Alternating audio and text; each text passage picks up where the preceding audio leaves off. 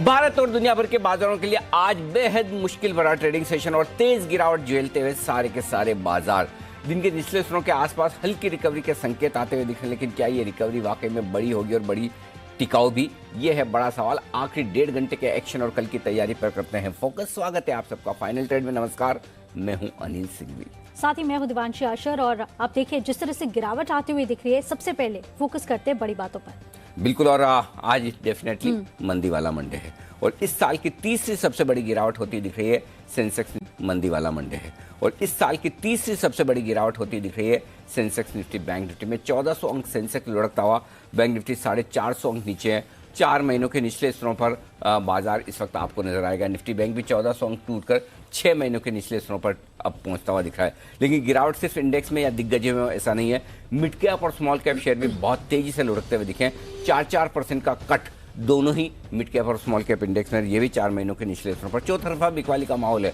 आप जो सेक्टर देखें वो आपको लाल निशान में ही नहीं, गहरे लाल निशान में नजर आएंगे। ऑटो, मेटल, रियल एस्टेट ये लीड करते हुए आज की कमजोरी को। और विक्स में 18% का उछाल इस बात की ओर इशारा कर रहा है कि बाजारों में किस तरह से अफरा तफरी का और दहशत का माहौल है। और ये माहौल न सिर्फ हमारे यहाँ, पूरी दुनिया भर में। डाउ फ्यूचर्स 450 अंक टूट चुके हैं।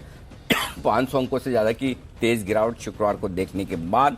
और यूरोप में 2% तक की कमजोरी है। एशिया का हाल भी बहुत बुरा है। तो ये है अब तक की बाजार की बड़ी बातें।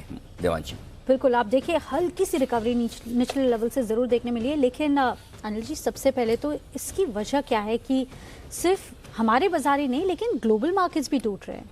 बिल्कुल। और देवांशी, जब आप देखें कि जब इस तरह की बड़ी गिरावट हो, इतना बड़ा कट लगे, तो इसका मतलब ये है कि कोई एक खास वजह नहीं हो सकती। एक से ज़्यादा जब एक साथ फैक्टर आए तभी आप इस तरह की तेज़ गिरावट देखते हैं। पहली गिरावट अमेरिकी बाजारों से और पूरी दुनिया भर से आती हुई दिख रही है। और ओमिक्रॉन का जो खतरा है फैलने का, उसके चलते लोगों को डर ये लग रहा है कि कहीं वापस से रेस्ट्रिक्शंस इकोनॉमी पर ना आने लगे दुनिया भर में, खास तौर से यूरोप में। उसका डर थोड़ा सा बाजारों में फैलता हुआ दिख रहा है। तो उसके चलते बाजारों में गिरावट है। तो पहला ओमिक्रॉन, दूसरा अमेरिका और दुनिया भर के बाजारों की गिरावट। ये तो हो गई बाहर से इंपोर्टेड वजह। हमारी अपनी भी खुद अपनी वजह है।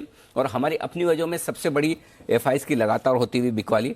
भले ही शुक्रवार के सेशन में जितना गिरे उतने बड़े आंकड़े नहीं आए, लेकिन बिकवाली तो है, खरीदारी है नहीं। लोकल फंड अपने हिसाब से थोड़ी बहुत खरीदारी कर रहे हैं। तो एक हमारा अपना लोकल फैक्टर एफआईज की बिकवाली का। दूसरा बड़ा फैक्टर है लोकल फैक्टर जो बिकवाली का है, वो है तेजी करने वाले ट्रेडर्स की तरफ से लॉन्ग अनवाइंडिंग। तेजी की पोजीशन कम होने का खतरा, क्योंकि हर एक लेवल पर बाजार जिस तरह से नीचे गिर रहा है। कई बार हम कहते हैं ना कि और अब तक हम जो इतिहास में पढ़ते आए हैं, शायद अब कहीं न कहीं वापस उसको रिविजिट करने की जरूरत है कि बाजार 2 चीज़ों पर चलता है, ग्रीड और फियर।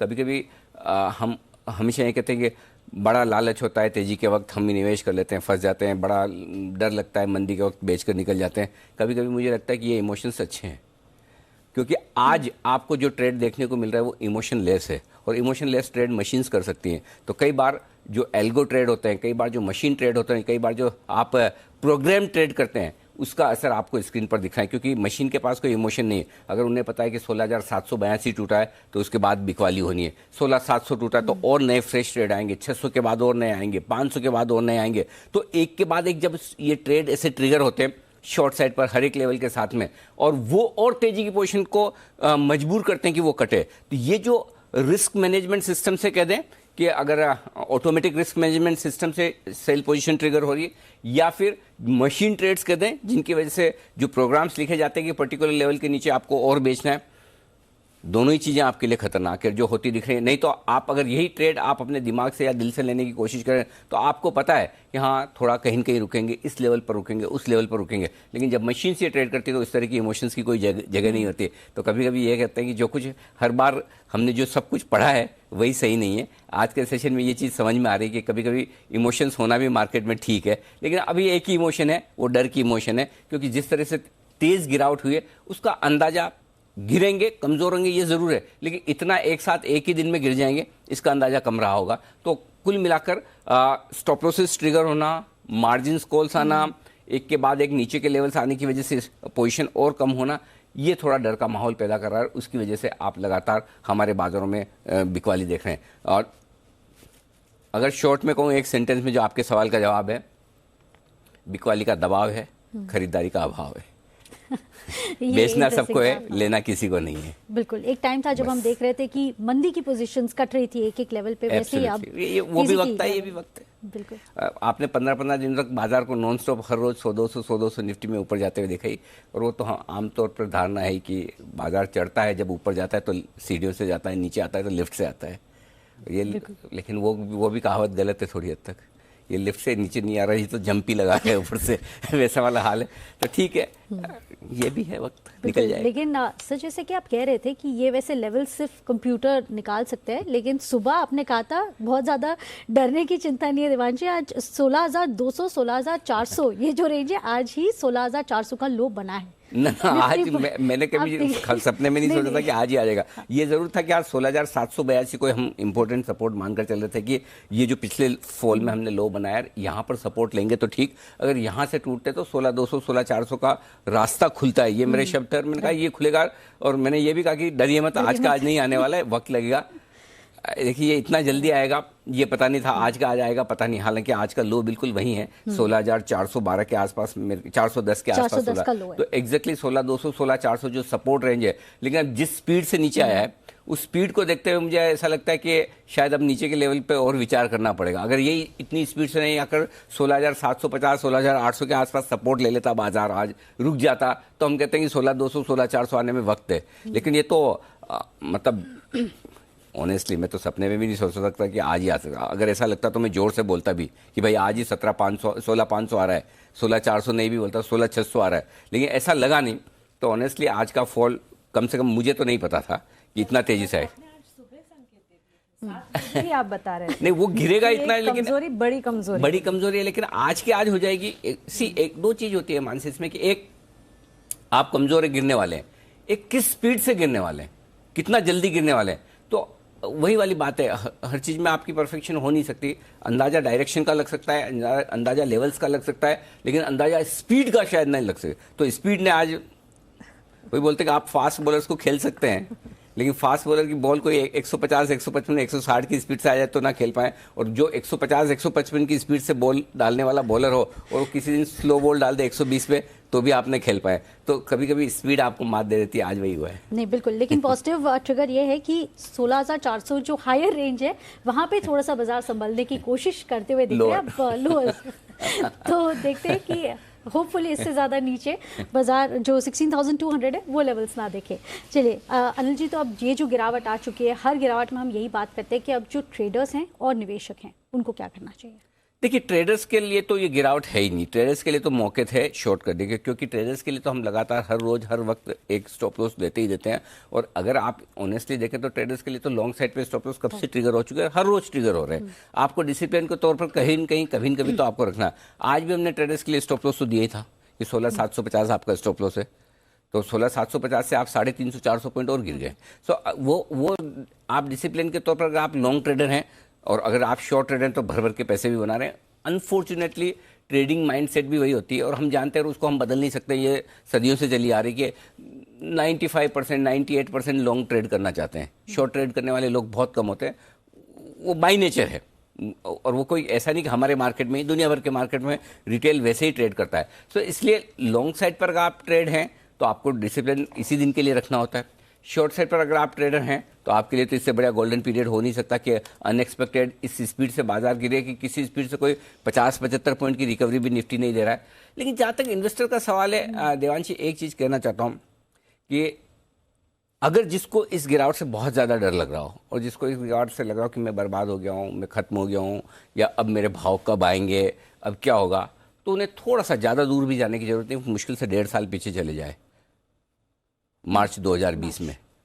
उस समय का वक्त और इस समय के वक्त में रात दिन का फर्क है। उस समय सब कुछ बंद, कोरोना कितना बड़ा है, क्या है, इसका क्या होगा, किसी को कुछ पता नहीं। कितने दिन का लॉकडाउन है, कितने समय में खुलेगा, कुछ पता नहीं। वैक्सीन आएगी नहीं आएगी, कब आएगी, कैसी आएगी, किसी को कुछ पता नहीं। आप ये देखिए, आप तब से अब कहाँ हैं? क्या ये सारी चीज़ें आपको नहीं पता है? डर किस बात का? डर इस बात का कि महंगाई बढ़ेगी, डर इस बात का कि टैपरिंग हो जाएगी, डर इस बात का कि बाजार ओवरबॉट और एफआईज बेच रहे हैं, गिर जाएंगे। ये सारे वो डर है जो आपको पता है।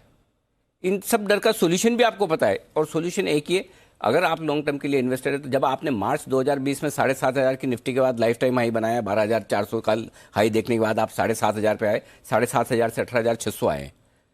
तो इसलिए अगर आप लॉन्ग टर्म इन्वेस्टर हैं, कुछ मत करिए, शांति से बैठिए, क्योंकि कोई कभी कभी बाजार में ऐसा वक्त आता है जब आप कुछ भी करेंगे गलत पड़ेगा, बाय करेंगे गलत पड़ेगा, सेल करेंगे गलत पड़ेगा, होल्ड करेंगे गलत पड़ेगा। चौथी चीज आप कुछ कर नहीं सकते, चौथी चीज कर सकते हैं सिर्फ देखें, एक्सपीरियंस ले, अनुभव लें, ये वो वाला मार्केट है। इसलिए आपके इन्वेस्टमेंट्स हैं, अच्छे शेयरों में हैं, बिल्कुल चिंता करने की जरूरत नहीं। आपको वापस 18,600 का लाइफ हाई के ऊपर भी मिलेगा। अब वो उसके लिए आपको 6 हफ्ते लगते हैं, 6 महीने लगते हैं या 3 साल लगते हैं, ये कहना मुश्किल काम है, लेकिन आपको मिलेंगे सब, वो सारे लेवल्स मिलेंगे जो आपने जिंदगी में देखे हैं। सो अगर आपको बहुत ज़्यादा डर लग रहा है, आप सिर्फ अपनी सिचुएशन को मार्च 2020 से कंपेयर कर लीजिए, आपका डर तो कम हो जाएगा। डर कम होने से भाव आज के आज नहीं आ जाएंगे, मैं जानता हूं। भाव और भावनाओं का फर्क है। जब भावनाएं हावी हो तो भाव देखना बंद कर दीजिए। तो इस वक्त इमोशंस आपके ऐसे हैं कि हर भाव को देखकर डर लगता है, तो इसलिए शांति से रखिए। अगर आप लॉन्ग टर्म इन्वेस्टर्स हैं, थोड़ा पैसा डालिए, 15% डालिए, 10% डालिए, 20% डालिए, इंडेक्स में डाल दीजिए। किसी स्टॉक में ज़्यादा डर लगता हो कि ये ज़्यादा कट हो जाएगा, 16,200 16,000 आता है, थोड़ा और डालिएगा। क्या बॉटम 16,400 का आज हो गया है? पता नहीं। क्या 16,200 जाएगा? क्या उसके और नीचे 15,000 15,500 जा सकता है? यू नेवर नो, क्योंकि बुल रन में भी 20% तक के करेक्शन आते हैं। आपने 2,000 पॉइंट का करेक्शन देखा है, 18,600 से 14,400 के आसपास का 2,200 पॉइंट का करेक्शन है। तो अगर आप ऐसे देखें तो आप अभी भी आपके लिए 1,000-1,500 पॉइंट के करेक्शन की जगह बनती है, क्योंकि 20% टॉप से करेक्शन हो, उसके बाद बाजार बेयर मार्केट में जाता है, मंदी के मार्केट में जाता है, तब तक नहीं जाता। लेकिन मेरा ये समझना है, लॉन्ग टर्म इन्वेस्टर्स को बिल्कुल डरने घबराने की जरूरत नहीं है। जो डर है वो आपको, हमें सब पता है। जब अननोन डर से हम बाहर निकल गए तो नोन से भी निकल जाएंगे। घाव जितना गहरा है, वक्त उतना ज्यादा लगेगा भरने में। वैसे सर अगले 2 महीने में ट्रिगर्स तो हैं। वैसे हम जब चढ़ रहे थे तब ये कह रहे थे प्री बजट रैली हो सकती है, तो सर बजट, कौन सा बजट, किसका बजट? सबके बजट बिगड़े हुए हैं। तो इसका एक ही सॉल्यूशन देवांशी, हर गांव का, हर बड़े गांव का जो दिल पे लगे या शरीर पे लगे, उसकी एक ही चीज से रिकवरी होती है, वो टाइम के साथ, समय के साथ। हमारे अपने अजीज घर के रिश्तेदार, दोस्त लोग, लाइफ पार्टनर चले भी जाएं, तब भी आप एक बार उससे उभर के भूल जाते हैं। पैसे कितने भी आपके लग जाएं, मार्क टू मार्केट लॉस हो जाएं, वक्त के साथ सब चीज़ें। तो इस वक्त है ना, आप अपने पोर्टफोलियो को वक्त दें, अपनी सेहत खराब ना करें, परेशान ना हो। हर चीज़ के भाव आते हैं, चाहे ऊपर की तरफ हो चाहे नीचे की तरफ हो, शांति से बैठ रहे हैं, डरिए मत, घबराइए मत। कोई दुनिया में, वो हमारे कॉलेज के ज़माने में एक बार आया था, स्काई लैब गिरने वाला है, और ऐसा लगा कि दुनिया पूरी खत्म हो जाएगी, पता नहीं ऐसा था। उस समय हमको ऐसा लगा कि जो करना है कर लो, अब उसके बाद क्या जिएंगे नहीं जिएंगे, मतलब ऐसा बहुत माहौल बना था। आप तो शायद तब तक पैदा भी नहीं होंगे, तो वरुण आपको याद है? ऐसा नहीं याद है। तो 1985 के आसपास की बात रही होगी ये, शायद 80-85 के आसपास। स्काई लैब गिरने वाला है, एक कोई ऐसा, पता नहीं कोई वो सैटेलाइट छोड़ा हुआ था, वो गिरने वाला, उससे लगा कि पूरी धरती खत्म हो जाएगी। तो आज हमें आपके सामने देख लीजिए, बड़ा सबूत। इसलिए कुछ नहीं होने वाला है, शांति से बैठिए, डरिए मत। जितना बस यही है कि अगर आपकी कैपेसिटी, ट्रेडिंग पोजीशन में दिक्कत है, इन्वेस्टमेंट में कोई नहीं, अब नहीं बेचा है, अब नहीं बेचना है, सिंपल। बिल्कुल। तो आप देखिए यहाँ पे थोड़ी सी बहुत ज़्यादा अनसर्टिनिटी नहीं है, जैसे कि हम कह रहे हैं, तो ये एक पॉजिटिव है। लेकिन आप बैठे रहें, वेट एंड वॉच कीजिए, थोड़ा सा पेशेंस और अपने पोर्टफोलियो को थोड़ा सा वक्त दें। चलिए आगे बढ़ते हैं और जान लेते हैं कि आज के और कल की क्या ट्रिगर्स हैं, और साथ ही आज स्टॉक्स न्यूज़ कौन से हैं, ये जान लेते हैं। मानसी और वरुण हमारे साथ है। गुड आफ्टरनून मानसी, शुरू कीजिए। Good afternoon Devanshi. Supriya life sciences limited का आईपीओ आज बंद हो जाएगा। प्राइस बैंड जिसका 265 से 274 रुपए का है। वी गार्ड पर फोकस रखें। आज स्ट्रैटेजिक निवेश पर बोर्ड बैठक कंपनी करने जा रही है, और साथ ही किलिच ड्रग्स फार्मास्यूटिकल कंपनी प्रमोटर को कन्वर्टेबल वारंट इशू करने पर एक बोर्ड बैठक कर रही है। 21 दिसंबर कल के दिन मैपमाई इंडिया की लिस्टिंग है। इशू प्राइस जिसका 1033 का है। सीएमएस इन्फो सिस्टम्स आईपीओ जो है कल खुलता हुआ दिखेगा। प्राइस बैंड 205 से 216 का है। इस बीच एक बार चलते हैं सीधे संसद। वित्त मंत्री निर्मला सीतारमण वहां पर बातचीत कर रही है, बैंकों के बारे में वो कुछ कह रही है, आइए सुनते हैं। Himself at a personal level been involved with sale of a particular airlines and at that rate, and therefore sir, at the time SpiceJet reportedly had debt and liabilities outstanding of rupees 3,500 crores with immediate payables of rupees 2,200 crore, and the book value of the company was -24 per share. So, the situation of an airline company and in that company which doesn't make profit and then trying to sell it and selling it at a value of ₹2 per share, I'm sure Honorable Member Dayanidhi Maran will appreciate and know how companies are being sold, because he himself sold his company at ₹2 and when it was in -24 per share valuation. So, the other issue on which repeatedly questions are being asked is the oil bonds.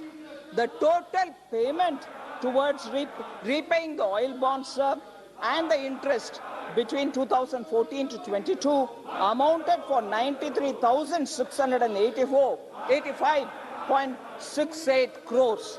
That is 13,500 crore as principal amount and the rest as interest. Sir, here I would like to say the taxpayers of today, honorable members, through the chairman, I request, please pay attention to this fact. The taxpayers of today are paying for the subsidy dished out to consumers more than a decade ago by the UPA government, and they will continue to pay for the next 5 years as the redemption of the bond continues until 2026. What I want to draw your attention, Honorable Speaker, sir, is even former Prime Minister Dr. Manmohan Singh, in an address to the nation on June 4th, 2008, said, however, I quote, however, I would like the nation to remember that issuing bonds and loading deficits on oil companies is not a permanent solution to this problem. We are only passing our burden to our children who will have to repay this debt. Doctor Manmohan Singh ने ही माना कि oil bonds problem को solve नहीं करता और subsidy customer को वो नहीं दे रहे, ऑयल बॉन्ड्स के ऊपर, ऑयल कंपनी के ऊपर दबा दिया वो सब बोझ और फ्यूचर आने वाले जनरेशन के ऊपर वो बोझ पड़ेगा। ओके, तो ऑयल बॉन्ड्स पर यहाँ पे चर्चा होती हुई दिख रही है। चलिए आगे बढ़ते हैं, हम मानसी से ट्रिगर्स जान रहे थे। मानसी बताइए। जी देवांशी, कल के लिए मैपमा इंडिया की लिस्टिंग की संभावना, लिस्टिंग होने जा रही है, इशू प्राइस 1033 का है। इसके अलावा CMS इन्फो सिस्टम कल IPO खुलने जा रहा है, प्राइस बैंड 205 से 216 का है। येस बैंक पर नजर रखें, कल बोर्ड बैठक है, पूंजी जुटाने को लेकर सोच विचार किया जाएगा। 22 दिसंबर के दिन, बुधवार का दिन है, काफी सारे ट्रिगर्स है। मेट्रो ब्रांड्स IPO की लिस्टिंग होगी इस दिन, 485 to 500 इसका प्राइस बैंड है। RBI मॉनेटरी पॉलिसी कमेटी की जो मीटिंग हुई थी उसके मिनट्स जारी होते हुए बुधवार को दिखेंगे। दीपक नाइट्राइट पर नजर रखें, बोर्ड बैठक है, पूंजी जुटाने को लेकर कंपनी सोच विचार करेगी। प्रेसिशन वायर्स स्टॉक स्प्लिट की एक्स डेट है। IB real estate equity share या कन्वर्टेबल सिक्योरिटीज के जरिए पूंजी जुटाने पर विचार होगा। वहीं पावर मिनिस्ट्री ने बैंकों से सौर ऊर्जा यानी सोलर एनर्जी पर लोन रेट पर चर्चा के लिए एक मीटिंग बुलाई है, तो इस पर भी फोकस रहेगा। US Q3 GDP के आंकड़े आते हुए दिखेंगे। बुधवार है तो अनुमान यही है कि कैबिनेट की भी बैठक होती हुई दिखेगी और साथ ही पावर ग्रिड ₹4 अंतरिम डिविडेंड और ₹3 के स्पेशल डिविडेंड का कंपनी ने जो ऐलान किया था, ये एक्स डेट होता हुआ दिखेगा, तो एक्स ट्रेड करेगा पावर ग्रिड। ओके, तो ये सारे स्टॉक्स हैं जहां पे आज हमें फोकस करके चलना चाहिए और अगले 2 दिन के ट्रिगर्स हैं। ये जान लेते हैं कि आज मार्केट्स खुलने के बाद कौन सी खबरों वाले शेयर है, बताने के लिए वरुण है हमारे साथ। Varun, good afternoon. Good afternoon Devanshi. तो सबसे पहले वेल्सपन इंडिया आंध्रा पेपर के लिए हमने आपको जो खबर दी, इनके लिए अच्छी खबर आई है, नोटिफिकेशन जारी हो चुका है। चीन और कोरिया से आने वाले सोडियम हाइड्रोसल्फाइड पर एंटी डंपिंग ड्यूटी की सिफारिश की गई है। 5 साल के लिए एंटी डंपिंग ड्यूटी लगाई गई है। इसके अलावा JK cement, Asian paint, Saint Gobain के लिए भी अच्छी खबर आई है। Iran, Oman, Saudi Arab, UAE से आने वाले कैल्शियम जिस्म पाउडर पर एंटी डंपिंग ड्यूटी जो है उसको लगाया गया है 5 साल के लिए। इसके अलावा यूनाइटेड बेवरीज, यहाँ पे कोजेंसीज के हवाले से खबर आई है कि आंध्र प्रदेश सरकार ने लीकर पर टैक्स से 15 से 20% के आसपास की कटौती की है। आयशा मोटर्स, रॉयटर्स के हवाले से खबर आई है कि रॉयल एनफील्ड के 26,300 बाइक जो है ये कंपनी रिकॉल कर रही है। ब्रैकेट में खराबी के कारण रिकॉल जो है वो किया जा रहा है। M&M, महाराष्ट्र सरकार के साथ इन्होंने करार किया है। व्हीकल स्क्रैपिंग के लिए करार जो है किया गया है। महाराष्ट्र में सालाना 40,000 गाड़ियों की स्क्रैपिंग होगी। TVS मोटर्स, वेट 3 वर्ड्स के साथ इन्होंने करार किया है कंपनी के साथ। ग्राहकों को नेविगेशन सपोर्ट के लिए करार जो है वो किया गया है। रामकृष्ण फोर्जिंग, शेयर विभाजन पर 18 जनवरी को बोर्ड की बैठक है। इसके अलावा BEML, न्यूज़ वायर्स के हवाले से खबर है कि दक्षिण भारत में 524 एकड़ ज़मीन की पहचान की गई है। मोनेटाइजेशन के लिए जो ज़मीन की पहचान है वो की गई है। ITI तमिलनाडु सरकार से इस कंपनी को 433 करोड़ के ऑर्डर मिले हैं। भारत नेट के दूसरे चरण के लिए ऑर्डर मिले हैं। थॉमस कुक हरियाणा के करनाल में नया स्टोर जो है इस कंपनी ने खोला है, अपडेट दिया इस कंपनी ने। और इस्मा की तरफ से अपडेट आया है कि 1 अक्टूबर से 15 दिसंबर तक शुगर का जो उत्पादन है करीब 73 लाख टन से बढ़ के 77.9 लाख टन हो चुका है। साल दर साल बढ़ोतरी हुई है करीब 6 लाख टन के नहीं सॉरी 4 लाख टन के आसपास। ओके, तो ये हैं सारी खबरें जिन पर आज कोई एक्शन नहीं है, क्योंकि खबरें अच्छी है और अच्छी खबरों पर कोई एक्शन है नहीं। हाँ राइट, सिर्फ एक ही स्टॉक है जो अच्छी खबर पे एक्शन कौन सा वाला? सिप्ला। ज्यादा बोलो मत, पता चल जाएगा लोगों को। आज तो वैसे ही मामला है, सुबह से मजबूत है सिप्ला का शेयर। एक ट्यूमर का इंजेक्शन है जिसको US FDA की मंजूरी। आजकल तो US FDA का नाम भी US फेड निकलता है। जब से टेपरिंग और ब्याज दरें बढ़ने का डर फैला है तो मतलब FDA भी फेड जैसा लगने लगा है। चलिए, सिप्ला है मजबूत, 880 के ऊपर खरीदारी करने की राय दी थी, टिके तो उस लेवल के ऊपर। सुबह विशेष जी कह भी रहते हैं, उसके ऊपर टिकने के संकेत भी आते दिख रहे हैं। आइए क्लोजिंग शो की शुरुआत करते हैं। हमारे सारे एक्सपर्ट्स हमारे साथ हैं। बंसल जी हैं, कुणाल जी आज के शो में अनुपस्थित हैं, वागले साहब हैं, सुमित जी, किरण यादव साहब, सचिन जी और आशु मदान साहब, आप सबका स्वागत है। पहला बिगुल सचिन जी के लिए BTSTT का।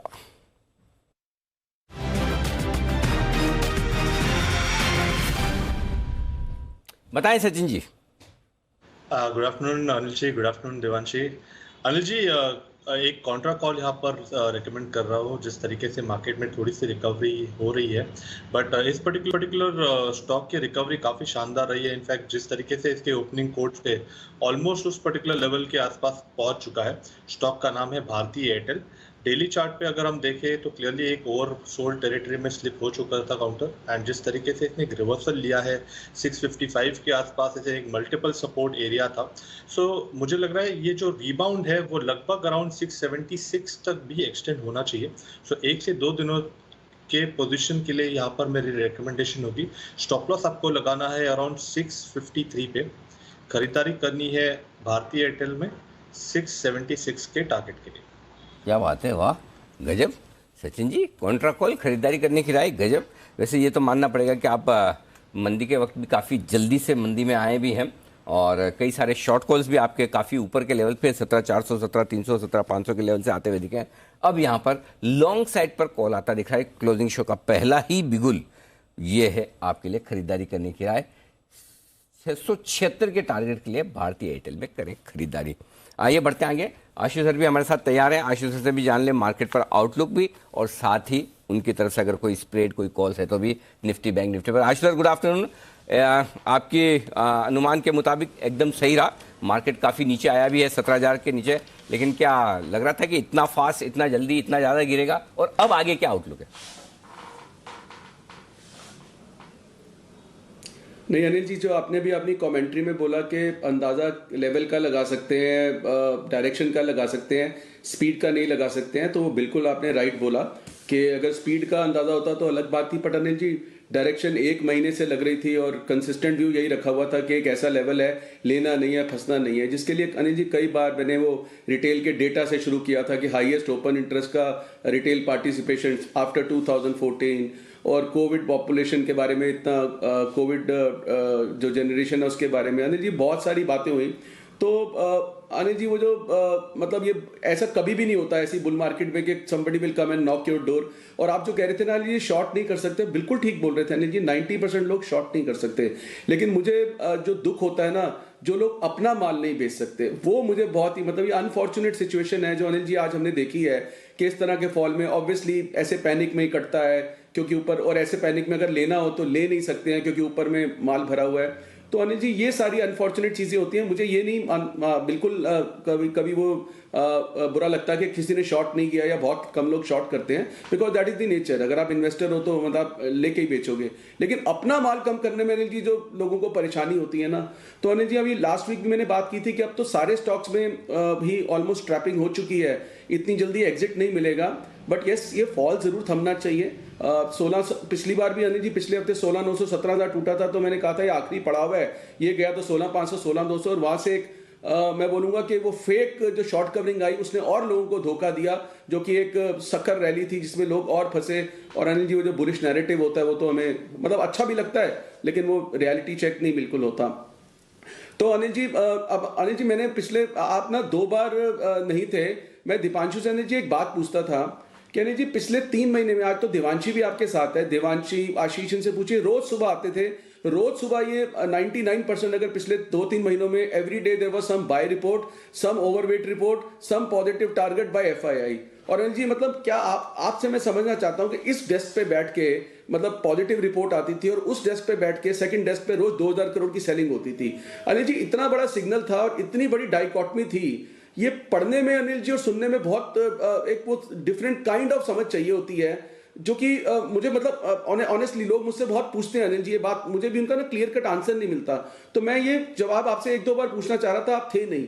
तो अनिल जी ये भी कितना बड़ा मतलब एक मिसलीडिंग चीज है जो लोग अभी तक समझ ही नहीं पाते हैं कि ये चलता कैसे और ये होता क्या है। तो ऑल सेरेंडर अनिल जी मतलब अभी अगर आप आपसे मैं आंसर इसका जानना चाहूंगा कि मतलब कितना बड़ा ये मिसलीडिंग चीज है कि आप मतलब आप ये तो यही बात हुई दीपांशु एक डेस्क पे बाय कॉल दिए जा रहा है और दूसरी डेस्क पे बैठ के अनिल जी सेलिंग करते जा रहे हैं। सो अनिल जी इतने ऐसी चीज मुझे तो कभी समझ नहीं आई है, लेकिन इंस्टीट्यूशन वालों से बात करोगे वो आप आईबुल हाउसिंग वाले मामले की बात करेंगे जिसमें मॉर्गन स्टैनली ने ब्लॉक डील में खरीदा था और साथ ही मॉर्गन स्टैनली की रिपोर्ट भी आई थी कि उसके उस पे सेल रिपोर्ट। नहीं अनिल जी मैं तो अनिल जी नहीं मैं तो पिछले 60 दिन की बात कर रहा हूं, पिछले 90 दिन की। अगर आप पिछले 60-70 दिन के ट्रेडिंग डेज दिखाएं कि आशीष कितनी रिपोर्ट्स आपके पास लेके आया था और कितने रोज सुबह आते थे कि आज ये ओवरवेट की रेटिंग है, आज इसका 2000 का टारगेट, इसका फलान टारगेट, इसका 800 का टारगेट, इसका 1000 का टारगेट, और उसी दिन ही सेलिंग होती थी। मैं वो आईपीएल तो एक अनिल जी एक वो एक्सेप्शनल केस है, उसके बारे में तो छोड़ दीजिए। तो Anil ji having said that मैं बोलूंगा कि कुछ अच्छे रेट्स दिख रहे हैं इस वक्त। एक स्टॉक मुझे मतलब जेन्युइनली बहुत अच्छा लग रहा है L&T, और एक स्टॉक लग रहा है ICICI। पर अनिल जी ये कॉल्स भी है, ये मन भी है, ये रिकमेंडेशन भी है, लेकिन रिस्क कैसे इसको मैनेज करना है नहीं समझ आ रही है। बट 2 स्टॉक्स में जी मैं बोलूंगा कि बिल्कुल ध्यान रखना चाहिए कि इस करेक्शन के बाद, एक L&T और एक ICICI अनिल जी भाव से बहुत अच्छे लग रहे हैं, जिसमें क्षमता हो, जिसमें हिम्मत हो, या जिसमें रिस्क मैनेजमेंट की कैपेसिटी हो कि पुट लेके इसको चलाना चाहिए। तो अनिल जी दोनों स्टॉक मुझे लगता है कि लेने चाहिए। नहीं, जो आपको तो नहीं है, जो आपको फॉलो करने वाले हैं आशु जी, आपको जो फॉलो करने वाले हैं उनके पास तो क्षमता भी होगी, उनके पास जगह भी होगी। अगर सिंसियरली अगर किसी ने, कई बार कहते हैं ना कि ब्लाइंडली किसी को फॉलो करते हैं, जिन्होंने ब्लाइंडली आशु जी को फॉलो किया वो तो खाली होंगे, इसमें कोई डाउट नहीं, क्योंकि आपने सबसे पहले अलर्ट किया ही है बेचने के बारे में। मेरे ख्याल से आपने किया, सचिन जी ने किया, कुछ हद तक जय और सुमित जी ने भी लगातार, वो उनकी ट्रेडिंग पोजीशन के लिहाज से वो हमेशा कहते ही आए। तो डेफिनेटली अगर आपकी अब लेने की, रिस्क लेने की ताकत है, जगह है, पोर्टफोलियो खाली है, तो ICICI बैंक, L&T 2 स्टॉक हैं जहां पर आशीष सर की राय है आपके लिए खरीदारी करने के लिहाज से, वहां पर आप थोड़ा मौका देख सकते हैं। आइए बढ़ते आगे, कुछ और स्टॉक्स हैं जहां पर एक्शन भरपूर है, उन पर भी एक बार राय ले ली जाए। सिप्ला 880 की सुबह बात हो रही थी किरण जी की, इसके ऊपर निकलने के बाद शायद ये मजबूत होगा और खरीदारी का पहला संकेत देगा। अब काफी समय से 880 के ऊपर टिकने की कोशिश कर रहा है, सिग्नल आया है या बाजार के मूड माहौल को देखते हुए जाने दें, ना खरीदें? बताइए क्या है आपकी राय? का चार्ट पैटर्न है बिल्कुल, अभी लॉन्ग्स इनिशिएट किए जा सकते हैं, काफी अच्छी गिरावट हो चुकी है और जो नेक्स्ट लेवल है रेजिस्टेंस का वो लगभग 903-905 का है, जो अभी एक बैरियर बन के खड़ा रहेगा। इसके ऊपर वापस एक बार एक अच्छी मूव देखने को मिलेगी, पर करंट लेवल से मुझे लगता है कि 903-905 के लेवल्स देखने को मिल जाने चाहिए। और अभी के लिए आपका स्टॉप लॉस बहुत नजदीक है 870 का डिलीवरी बेस पकड़ के। अगर 870 निकल जाता है ऑन द लोअर साइड तो डिलीवरी से भी निकल जाना चाहिए, ये फेक ब्रेकआउट कहलाएगा। तो ये है ऊपर के लेवल पर आपके लिए बेचने की ही राय है, बेचते रहे, ज़्यादा बढ़िया है। थोड़ी देर में सेठी साहब कार्यक्रम में, थोड़ी देर में क्या शाम, वाह, सेठी साहब भी सोच रहे मेरा नंबर 2:30 बजे कभी आता नहीं है, तेजी के मार्केट में सब लाइन में एक के बाद एक कॉल्स, और सेठी साहब सबसे पीछे रहते, लाइव होते नहीं है 2:30 बजे, फोन पे तो मेरा नंबर आएगा, मेरा नंबर आएगा। सेठी साहब देखिए पूरा मतलब आपके लिए रास्ता नहीं, पूरा हाईवे एक्सप्रेस वे खाली पड़ा है, कोई है नहीं। आइए स्वागत करते हैं सेठी साहब का।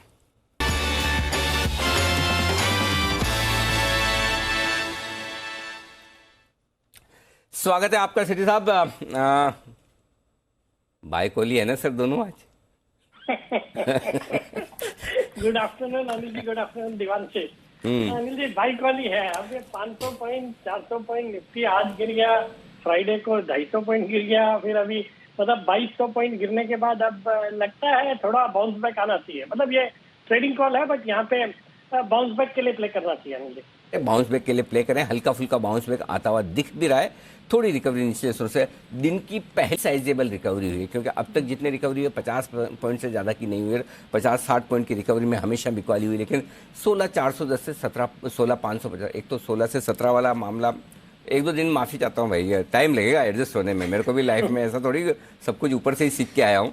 तो अभी 17,000 की आदत इतनी मुश्किल से डाली, पहले 16 से 17 गया तो हम 16 ही बोलते थे, अब 17 से 16 है तो 2-3 दिन में सीख जाएंगे। तो आइए 17,000 के नीचे अब जो मार्केट है 150 पॉइंट की रिकवरी निचले स्तर से निफ्टी में थोड़ी आती दिखी, साइजेबल रिकवरी। बताएं सर पहली पिक आज की। बिल्कुल अनिल जी, जो पहला स्टॉक है खरीदारी करनी है जिसमें F&O के स्टॉक है आज दोनों। मैंने सुबह भी बोला था कि फ्रंट लाइन काउंटर्स में ही अब ध्यान रखना है थोड़े दिन, शॉर्ट टर्म अगर ट्रेड का व्यू है तो, क्योंकि पहले रिकवरी वहां पे होगी। तो एक फार्मा काउंटर है ग्लेनमार्क, जो कि अभी 485 के लेवल पे दिसंबर फ्यूचर्स ट्रेड कर रहे हैं। मुझे लगता है ये स्टॉक भी अपने रीसेंट हाइट से, रिसेंटली जो अच्छी खासी गिरावट आई है, जबकि पॉजिटिव खबरें भी थी। इन्होंने भी एक एक्सक्लूसिव लाइसेंसिंग अरेंजमेट किया था अभी यूएस में इनकी सब्सिडरी में, जिसके अंतर्गत इनको कुछ माइलस्टोन पेमेंट भी मिले हैं, और plus over the next few years एक तो उसकी ग्लोबल सेल्स के ऊपर रॉयल्टी मिलेगी और प्लस एडिशनल माइलस्टोन पेमेंट्स भी मिलेंगे। बट इस तरह की खबरें पे भी कोई असर नहीं हुआ स्टॉक में। पिछले 2-3 दिनों में अच्छी खासी गिरावट के बाद मुझे लगता है यहाँ से ये रिकवर करना चाहिए। वैसे भी फंडामेंटली एक अच्छी कंपनी है, और वैल्यूएशन के लिहाज से with in the pharma sector एक बहुत ही सस्ते वैल्यूएशन पे ये स्टॉक, इस तरह की कंपनी इस तरह के पीएस के कंपैरिजन में ट्रेड करती है। तो मुझे लगता है ये स्टॉक यहाँ पे खरीदे 485 के लेवल्स पे। 500 रुपए का शॉर्ट टर्म का टारगेट है, 475 का स्टॉप लॉस है। ओके, तो ये है आपके लिए पहली पिक जहां पर खरीदारी करने की राय। ग्लेनमार्क फार्मा के फ्यूचर्स में आती हुई दिख रही है, 485 रुपए के आसपास ग्लेनमार्क का फ्यूचर है। अच्छी बात है। देखिए लगातार दूसरा कॉल है भारतीय एयरटेल के बाद ग्लेनमार्क इस शो का, जहां पर खरीदारी करने की राय। 475 का स्टॉप लॉस लगाएं 500 रुपए तक के टारगेट के लिए। सर साहब बताएं दूसरी पिक आज की। दूसरी पिक अनिल जी कॉमन है, अभी सचिन जी ने जो रिकमेंड किया भारतीय एयरटेल, मुझे लगता है इस स्टॉक को भी यहाँ पे अब खरीदना चाहिए। 660 के लेवल पे दिसंबर फ्यूचर्स ट्रेड कर रहे हैं।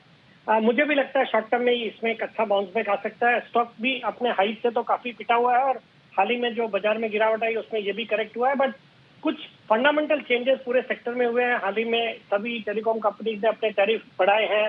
फिर इस क्वार्टर में आरपूज में भी इंप्रूवमेंट देखने को मिला, और कल परसों खबरें भी थी कि भारतीय एयरटेल ने 15,519 करोड़ के अपने जो स्पेक्ट्रम पेमेंट है उसको भी प्रीपेमेंट किया है। तो इस तरह के खबरें अगर अच्छे सेंटिमेंट वाले बाजार में आती तो उसी खबर पे स्टॉक अच्छा करना चाहिए था। बट क्योंकि हम 2-3 दिनों से भारी गिरावट देख रहे हैं, ये स्टॉक भी परफॉर्म नहीं कर रहा। बट मुझे लगता है बाजार में अगर रिकवरी एक्सपेक्ट कर रहे हैं तो भारतीय एयरटेल यहाँ से अच्छा करना चाहिए। तो इस स्टॉक पे 659-660 के लेवल पे खरीदारी करने की सलाह है। 675 का शॉर्ट टर्म टारगेट और 650 का stop loss.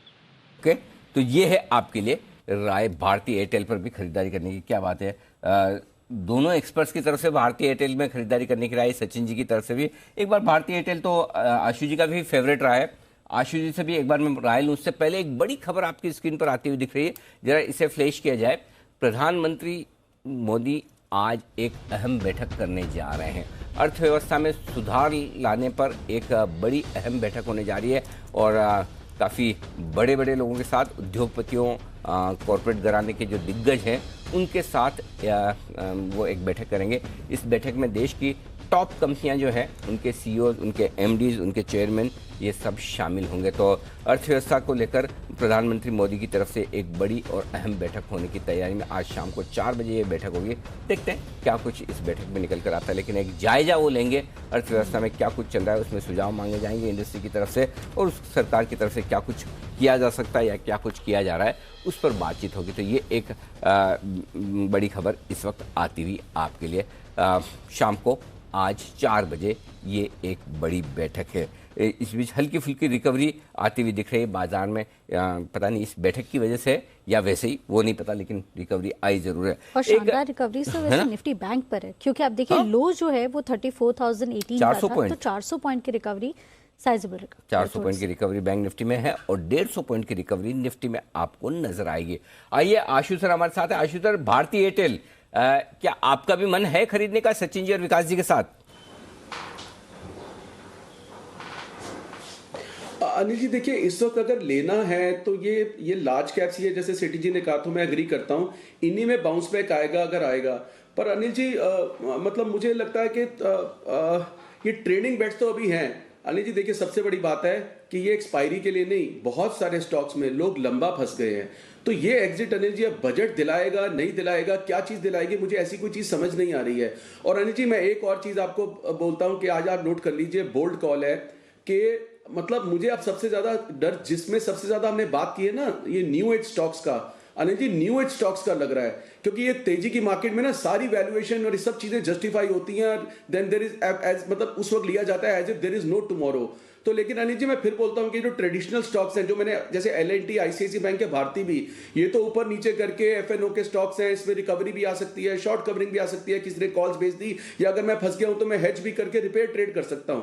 Anil ji new as stock जो ज्यादातर कैश के काउंटर्स हैं, अनिल जी मैं नाम नहीं लेना चाहता, मतलब जिसकी हमने बात की, तो मुझे तो उनमें ज्यादा लग रहा है कि वो 30-40% ना निकल जाए वहां से। So I think one has to be very cautious. तो ये जो बेट्स हैं ये सारी ट्रेडिंग बेट्स हैं, मैं इसमें एग्री करता हूं और मैंने भी अभी 2 बाय कॉल्स दी हैं, शेयर ऑन द डिप के यार बहुत ज्यादा टूट गए और इन स्टॉक्स में अगर पड़े भी रह जाएंगे तो मुझे आगे पीछे करके रेट मिल जाएगा। But Anil ji new age stocks के लिए आज मैं फिर बोल रहा हूं कि मुझे अंदर से मतलब बहुत तो ऐसे कोई आशुधर ऐसे कोई न्यू एज स्टॉक्स जो आप कहेंगे कि इस लेवल पर भी बेचकर निकल जाए?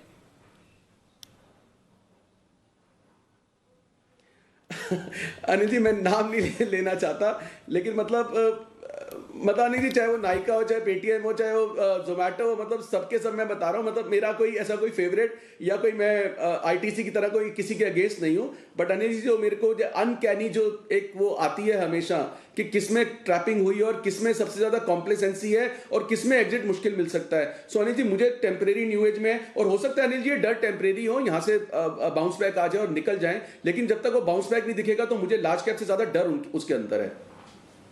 ओके तो यहाँ पे आप देखिए जो न्यू एज स्टॉक्स है, यहाँ पे थोड़ा सा कंसर्न जरूर बनता हुआ दिख रहा है, जैसे कि आशीष कह रहे हैं। सर स्ट्रैटेजी तैयार है? बिल्कुल, तो अनिल जी के लिए बिल्कुल।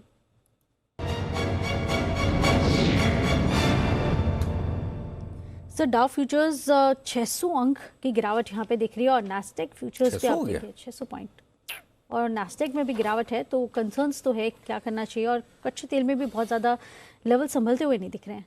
नास्डेक है या नाशदेक? वैसे ही दिख रहा है आज तो वैसे ही 0.2% तक की गिरावट है। 300 पॉइंट। ओके सो राहत की बात यही कि सिर्फ हम ही खराब नहीं है, पूरी दुनिया खराब है, बस इसी में रिलीफ देख लीजिए। वो जैसा ही मैं कई बार बता दूँ, हमारे बचपन में जब लाइट जाती थी तो हम यही खुशी होते थे कि खाली हमारी नहीं गई, सबकी गई है। पास में जाके देख लो, वैसे हाल है, पास के मार्केट भी देख लो, दुनिया भर के देख लो, सब खराब है, लेकिन उससे हमें कोई एक सेंटिमेंटल रिलीफ या दर्द कम हो जाए, खुशी नहीं मिलती। मुश्किल है मार्केट। अब कल हम शुक्रवार को जब हम फ्लैट थे तो डाउ 500 गिर गया, आज हम इतने गिरे हैं तो अब डाउ फ्यूचर 600 दिखा रहे हैं, तो क्या होगा पता नहीं। तेजी वाली तो कोई खास बात ऐसी दिख नहीं रही, मंदी वाला जहाँ तक है मामला दिख ही रहा है। अब जो सबसे इंपॉर्टेंट चीज़ है डेटा, उस पर करते हैं फोकस। 2 चीज़ें मैं आज डिस्कस करूंगा। पहला 0.67 पुट कॉल रेशियो है जो कि ओवरसोल्ड है। इस ओवरसोल्ड पुट कॉल रेशियो में आपको रिकवरी निचले स्तरों से मिलती है, वो रिकवरी आपको 150 पॉइंट की निचले स्तरों से मिली है। अब 150 पॉइंट की सफिशिएंट है या थोड़ी ज़्यादा होनी चाहिए, इस पर डिबेट हो सकती है, क्योंकि अगर आप 600 पॉइंट घटते हैं तो 150-200 पॉइंट बढ़ना काफ़ी है रिकवरी के लिए। 1/3 रिकवरी वैसे देखा जाए तो काफ़ी होता है। अगर एक्सेस मंदी का मार्केट है तो 1/3 से ज़्यादा रिकवरी मिलती नहीं। थोड़ी कम मंदी का मार्केट हो तो 50% तक की मिल जाती है। सो अगर डाउ आज रात को ख़राब ना हो तो आप 16,400 से थोड़ा और बढ़ के 16,650, 16,600 तक आ सकते हैं, उतनी जगह बनती है। लेकिन अगर डाउ खराब ही हो जाता है, आज 700, 800, 1000 गिर जाता है, तो फिर आप 16,400 से 16,600 तक आए, उतना काफ़ी हो गया, इससे ज़्यादा की बनती नहीं। सो अब रिकवरी पर ही आपको ट्रेड करना है, लेकिन इस रिकवरी में पुट कॉल रेशियो ओवरसोल्ड है, जो आपको बता रहा है लोअर लेवल से आएगी। एक तो ये डेटा हो गया। अब दूसरे डेटा पे आइए, जो सबसे इंपॉर्टेंट डेटा है आज के लिए, वो है 16,500 का। 16,500 के पुट पर 35 लाख शेयरों का ओपन इंटरेस्ट है। आखिरी उम्मीद तेजी करने वाले ट्रेडर्स के लिए यही है कि 16,500 के नीचे आप बंद ना हो। वैसे तो आप 16,782 के नीचे ही बंद हो रहे हैं, तो आपने खराबी के संकेत तो हैं। और अब कितना भी जोर लगा लें, आपको 16,800 के ऊपर की क्लोजिंग मिलने में पसीना आएगा। क्यों आएगा देवांशी, वो बता दूं। 16,700 और 16,800 दोनों ही लेवल पर 43 लाख शेयर कॉल राइटर्स खड़े हैं। तो तगड़ी कॉल राइटिंग होकर रखिए। तो अगर किसी भी तरह की कितनी भी तगड़ी रिकवरी आई भी तो 16,800 को पार करके टिक पाएगी, इसकी संभावनाएं अब धीमे धीमे कम होती जा रही। मैं कभी भी इम्पॉसिबल तो बोलता नहीं, न गिरने में न बढ़ने में, क्योंकि ये चीज़ तो सीख ली हमने मार्च से, पिछले साल से, कि इम्पॉसिबल कुछ नहीं होता, न बढ़ने में न घटने में, कभी भी कोई भी लेवल आ सकता है, लेकिन संभावना कम है। तो 16,700 16,800 पर जाकर आप अटक जाएंगे। नीचे 16,500 के आसपास सपोर्ट है, और अगर ये टूटा तो अगला इंपॉर्टेंट सपोर्ट लेवल 16,200, यानी कि यहाँ से आप 300 350 पॉइंट के रिस्क और निफ्टी में मानकर चले। 16,200 पे जरूर मैं कंफर्टेबल होऊंगा, जहाँ पर मैं कहूँगा कि हाँ यहाँ पर रुकना चाहिए। जो रुकने के लिए अब 16,782 के नीचे वो 16,200 16,400 का सपोर्ट जोन है, वहाँ तक हम पहुँच चुके हैं। ये आपके लिए एक और समस्या है, वो भी बताना ज़रूरी है आपको। 16,600 तक मैं सिर्फ वीकली सीरीज की बात कर रहा हूँ, मंथली सीरीज नहीं गिर रहा है। जो इस गुरुवार को weekly series 1,35,00,000 share put writers ऐसे हैं जो रिस्क पर हैं, जिन्होंने लॉन्ग पोजीशन बना रखी है और वो फंसे हुए हैं पुट बेचकर। अगर 16,500 के नीचे बंद होते हैं तो 1,70,00,000 शेयर पुट राइटर्स रिस्क पर हैं। तो 16,500 के ऊपर आने में कम से कम एक अच्छी बात है कि कम से कम 35 लाख शेयर तो बचे हुए हैं। सो प्रॉब्लम दो हैं, एक कॉल राइटिंग एक्सेसिव होकर रखिए, दूसरा पुट राइटर्स भी जो पुट बेच कर खड़े हैं, वो जैसे जैसे ऊपर आएगा निकलने की कोशिश करेंगे। इसीलिए ओवरसोल्ड मार्केट में रिकवरी आ भी रही तो बड़ी टिक नहीं पा रही, ये डेटा है। अब आइए बैंक निफ्टी, हल्का फुल्का सपोर्ट 34,000 पर है, हल्का फुल्का ही कह रहा हूँ, बहुत बड़ा नहीं है। 15 लाख शेयरों का ओपन इंटरेस्ट है। 34,500 आपके लिए कश्मकश का लेवल है। 13 लाख शेयर पुट में है, 16 लाख शेयर कॉल में है। तो 34,500 के ऊपर टिकेंगे तो हल्की सी रिकवरी है, लेकिन जो डेटा है वो 35,000 के ऊपर आप निकल नहीं पाएंगे, ये भी साफ दिख रहा है। तो अब जो ट्रेडिंग रेंज निफ्टी की, बैंक निफ्टी की दिख रही है 34,000 से 35,000 आपके लिए कैश वाला लेवल। तो बेटर ये है कि बजाय इसके कि किसी तरह का अंदाजा लगाएं, ग्लोबल मार्केट्स भी अपने आप में वोलेटाइल है। विक्स आपका 18% बढ़ा है, सामने रुपए में देखिए रिकवरी आ रही। तो बहुत सारे मूविंग फैक्टर्स हैं। ओवरनाइट पोजीशन कम रखने की कोशिश करें, जहाँ जहाँ आप हल्के हो सकते हैं, मुनाफे में, भाव में, रीजनेबल लॉस में, आपकी कैपेसिटी के हिसाब से पोजीशन कम करते रहे। वेट एंड वॉच ज़्यादा बढ़िया है। बिल्कुल, दोनों तरफ बराबर रिस्क है, लॉन्ग में भी शॉर्ट में। शॉर्ट में थोड़ी कम होगी, लॉन्ग में थोड़ी सी ज़्यादा है। तो सपोर्ट लेवल्स पर आपको नजर रखना है, जैसे कि हम बात करें निफ्टी बैंक और निफ्टी के लिए। अनिल जी, जैसे कि हम शुक्रवार को देख रहे थे, डाउ एकदम फ्लैट बंद हुए थे। जब हमारे मार्केट्स में गिरावट आई थी तो बहुत ज़्यादा फैक्टर इन नहीं था। क्या आज जिस तरह से 600 अंकों की गिरावट हम निफ्टी डाउ फ्यूचर्स पर देख रहे हैं, आपको लग रहा है थोड़ा सा फैक्टर इन हर कर चुके हैं ऐसे बाजार में? कर तो चुके हैं, इसमें कोई डाउट नहीं। ये हमारे सामने देखो, जो पता है वो हम मान के चलते कि कर चुके हैं। अगर 600 डाउन नीचे तो हमें पता है कि आज अमेरिका में क्या होने वाला है, करेक्ट। तो ऐसे तो अब 600 की जगह अगर अमेरिका के मार्केट 1,000-1,200 गिरे तो, और 600 की जगह ना गिरे और रिकवर हो जाए तो, इस तो का तो जवाब नहीं है ना। ये तो रात को ही पता चलेगा, कल सुबह पता चलेगा। इसलिए नींद आपको तभी आएगी जब आपकी पोजीशन कम से कम हो, मैनेजेबल हो। तो हल्की रखनी है पोजीशन और वेट एंड वॉच, जैसे कि आप कह रहे थे, पोर्टफोलियो में थोड़ा पेशेंस। मतलब है ना, मतलब ऐसा ना कि लोगों को, कितने लोगों को है ना वो खतरों के खिलाड़ी होते हैं, माउंटेन पे, एवरेस्ट पे चढ़ना, बंजी जंपिंग करना, मतलब क्या क्या वो स्टंट करना, मतलब अच्छा लगता है। हर आदमी करता है अपने अपने तरीके का, अपने लेवल का, अपने दिल जो माने, अपना जैसे। आप भी करिए स्टंट, लेकिन स्टंट करते हुए कभी आप ये नहीं सोचते कि मैं स्टंट करके हाथ पैर तोड़ूंगा, चोट आएगी, बिस्तर में पड़ा रहूँगा 6 महीने। तो यहाँ पे भी वही स्टंट करने जैसा मामला है। उतना ही स्टंट करिए जितने में हाथ पैर ना टूटे, 6 महीने के लिए बिस्तर में ना जाना पड़े, यानी कि इतना नुकसान न करें कि वापस मार्केट में आ ना पाए। तो नया नहीं भी करेंगे तो क्या फ़र्क पड़ेगा, पुराना संभाल ले तो भी बहुत है।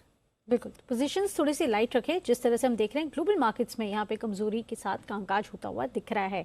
चलिए कुछ स्टॉक्स पर नजर कर लेते हैं। और आप देखिए हल्की सी रिकवरी हम एक्सिस बैंक में देख रहे हैं, बजाज ऑटो में हल्की सी रिकवरी के संकेत आते हुए दिख रहे हैं, और सन फार्मा जो कि हम देख रहे हैं हल्की सी रिकवरी यहाँ से भी आते हुए दिख रही है। तो ये सारे स्टॉक्स जहाँ पे निचले लेवल से ऑलमोस्ट 1/3% तक के गेंस हम देख रहे हैं, लो लेवल से आते हुए दिख रहे हैं। तो ये कुछ स्टॉक्स पर हमें फोकस करके चलना है।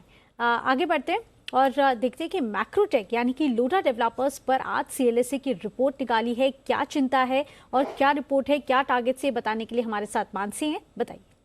बिल्कुल देवांशी, देखिए सीएलएसए की रिपोर्ट आई आज सुबह। ऑफ कोर्स बाजार में भी इतनी गिरावट है, लेकिन जब ये रिपोर्ट हम देख रहे थे और इस पर रिसर्च कर रहे थे तब करीब 6% की गिरावट आज के ट्रेडिंग सेशन में मैक्रोटेक डेवलपर्स ने देखी थी। अब 10% तक की गिरावट देख चुका है और पिछले 5 ट्रेडिंग सेशन में 22% से भी ज्यादा की गिरावट मैक्रोटेक डेवलपर्स में देखने को मिली है। अब सीएलएसए की रिपोर्ट में कुछ चिंताएं भी हैं, कंसर्न्स हैं इस स्टॉक को लेकर, और कुछ पॉजिटिव चीजें भी हैं। एक एक कर बताती हूँ, फिर सेक्टर पर भी क्या कुछ कंसर्न्स है वो भी मैं बता दूंगी। सीएलएसए ने मैक्रोटेक पर बिकवाली की रेटिंग को इनिशिएट किया है इस रिपोर्ट में। लक्ष्य जो है 1000 के बता रहे हैं। यहाँ पर जब ये रिपोर्ट आई थी करीब 1110 के लेवल्स हमने देखे थे, और अब यहाँ पर आप देखिए 1080 के आसपास ये ट्रेड कर रहा है। 1000 तक की लुढ़कता दिख सकता है, ऐसा इस रिपोर्ट में बताया है। सिंगल मार्केट फोकस है और अफोर्डेबिलिटी पर कम ध्यान देना एक बड़ी समस्या इस कंपनी के लिए नहीं, सेक्टर के लिए भी, क्योंकि अब आफ्टर कोरोना और लॉकडाउन के बाद एक ट्रेंड जो निकला था कि लोगों को बड़े घर चाहिए। इसका मतलब ये नहीं था कि अफोर्डेबल नहीं चाहिए। अफोर्डेबल पर ध्यान नहीं देना भी एक तरह से कंसर्न है, जिसका इम्पैक्ट स्लोली एंड इवेंचुअली दिखेगा ही। FY25 तक अनुमानित प्री सेल्स जो हैं कंपनी की सालाना जो 18% की है वो घटकर 11 से 12% तक गिर सकती है, ऐसा इस रिपोर्ट में बताया है। और मजबूत वैल्यूएशन के चलते आने वाले खतरे जो हैं वो हम फिलहाल नहीं देख पा रहे, लेकिन आने वाले दिनों में खतरे इस सेक्टर को लेकर जरूर दिख सकते हैं। कुछ चीजें पॉजिटिव हैं मैक्रोटेक डेवलपर्स को लेकर। एक तो मिड टर्म आउटलुक कंपनी का मजबूत है, कर्ज में कमी कर रही है कंपनी लगातार, जो कि कारोबार के लिए काफी फायदेमंद है, और साथ ही एनवायरमेंटल सोशल गवर्नेंस इनिशिएटिव पर भी फोकस करिए, तो वो भी एक अच्छी चीज है। लेकिन सेक्टर के लिए जो अन्य चिंताएं हैं वो ये हैं कि रॉ मटेरियल खर्च लगातार रियल एस्टेट के लिए बढ़ते हुए दिखे हैं। डेवलपमेंट कॉस्ट बढ़ी है, जो कि एक कंसर्न है। कमर्शियल रियल एस्टेट में पूरी तरह से रिकवरी आने में अब भी समय लगेगा। अफोर्डेबल हाउसिंग पर डेवलपर्स का ध्यान कम होने से ग्राहकों को नुकसान होने की पूरी संभावना है। आपको बता दें करीब 70 lakh affordable housing, rental housing की अगर बात करें, घरों की शॉर्टेज फिलहाल चल रही है। तो लोगों को अफोर्डेबल हाउसिंग चाहिए, लेकिन ट्रेंड बदलता है और ट्रेंड बदल रहा है। इस बात या इस बहाने के अंडर हमें अफोर्डेबल हाउसिंग को ध्यान ना दे, वैसा नहीं करना चाहिए। डेवलपर्स का ध्यान थोड़ा हट रहा है, जो कि कंसर्न जरूर है। पुरानी तकनीक का इस्तेमाल अब भी जारी है, तो ये भी एक बड़ी समस्या। न्यू एज कंस्ट्रक्शन पैटर्न अब मच नीडेड और नीड ऑफ द आवर बन गया है। सही समय पर प्रोजेक्ट पूरा नहीं होना भी सेक्टर के लिए एक इमेज खराब करता है। तो ये तमाम कंसर्न्स है रियल एस्टेट सेक्टर को लेकर। टारगेट कितना 1100 का दिया ना, 1000 का टारगेट है। 1000 तो आने की तैयारी में। 1080 आज का लो भी 1070-80 के आसपास का तो है ही है। चलिए, तो ये है आपके लिए मैक्रोटेक डेवलपर्स यानी कि लोढ़ा डेवलपर्स पर राय सीएलएसए की तरफ से। आज ही से उन्होंने उद्घाटन किया है। तो आशु सर की जो इच्छा थी कि सेल रिपोर्ट नहीं आती है, लो आशु सर आपके सामने ये मैक्रोटेक डेवलपर सेल रिपोर्ट। शुरुआत करते ही सीएलएसए ने बिकवाली की राय दी है, 1000 के टारगेट है। खुश?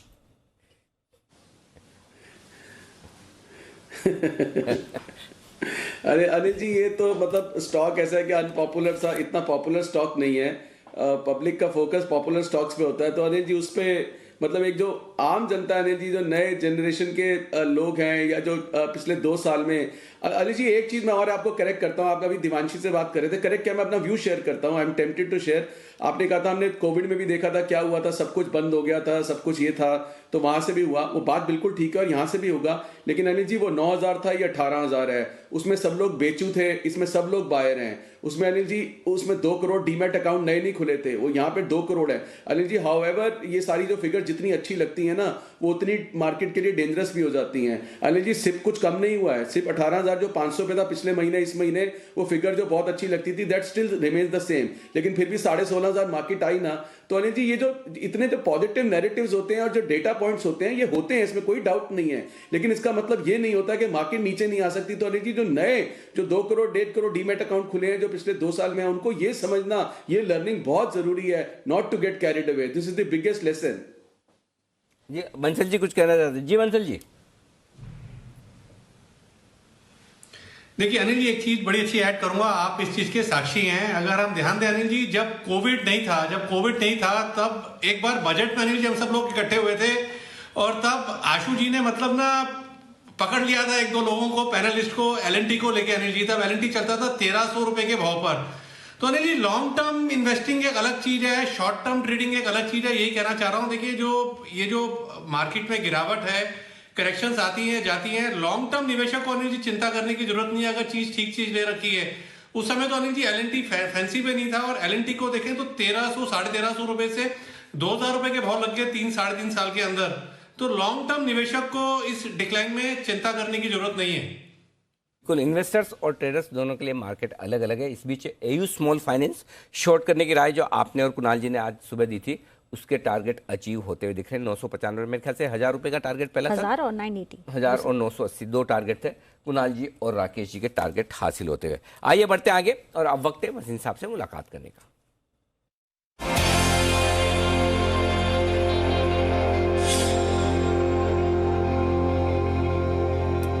स्वागत है सर आपका। बताएं सर एक बार तो आउटलुक भी और अपडेट भी।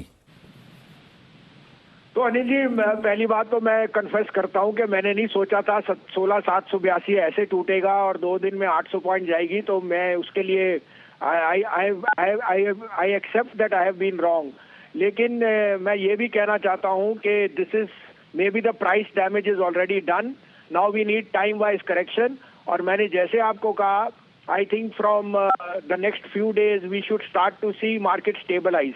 लेकिन इतने बड़े fall के बाद to expect an upright rise will be also a little bit difficult. तो मैं सोचता हूँ कि यहाँ पे consolidation is the need of the hour, and maybe we have already hit more than the bottom. And that I confess that maybe I was wrong, that I didn't expect 16,782 to go so easily. However, जैसे मैंने कहा, fear is a great fear. अब 2 चीजें कहूंगा। देखिए अब अनिल जी, मैं ये इसलिए नहीं कह रहा कि मैं मार्केट को कोई उत्साह देना चाहता हूं, लेकिन मैं आपको ये दिलासा देता हूं कि जिस तरह से सरकार की बातें हो रही हैं और जो मीटिंग्स हो रही हैं, एक तो LTCG चले जाएगा 1 फरवरी में। आज 4 बजे बहुत अहम बैठक है और उसमें जो हमारे सोर्सेज से हमारे को FIs का आइडिया से मिला है that they are very keen that LTCG will be reviewed. I think that should be a very big positive trigger. If not before, it will be definitely considered in the budget. The other point is that मेरे हिसाब से whether we say inflation or rates, India is in a much sweeter spot than the world. और आज अगर हम ये outflows देख रहे हैं, कोई इनफ्लोज कोई नहीं है, लिक्विडिटी तो आई नहीं इंडिया में, तो मेरे पक्की ये गारंटी है कि inflows now from the FIs will be very strong. Maybe they start in first week of January, I don't know, or maybe next week itself. आपको अपडेट दे दूं, मैंने सुबह HDFC कहा था, वो कायम है।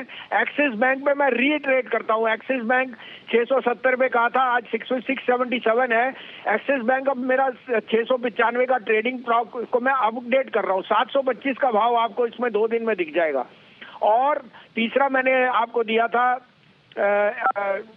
नौकरी में इंट्राडे स्टॉप लॉस हो गया, लेकिन क्लोजिंग बेसिस पे 5170 का स्टॉप लॉस आप रखें तो आपकी ट्रेडिंग पोजीशन है। आई स्टिल थिंक नौकरी विल डू एक्सट्रीमली वेल। अब आपके लिए 2 बाय कॉल्स हैं, आप कहें तो मैं शुरू करूं। जी सर बताएं प्लीज। तो दोनों दिग्गज है सर। रिलायंस लीजिए 2265 में 2222 का स्टॉप लॉस, 2325 से 2340 का टारगेट। दूसरा स्टेट बैंक लीजिए 445 से 47, 432 का स्टॉप लॉस, 485 का टारगेट।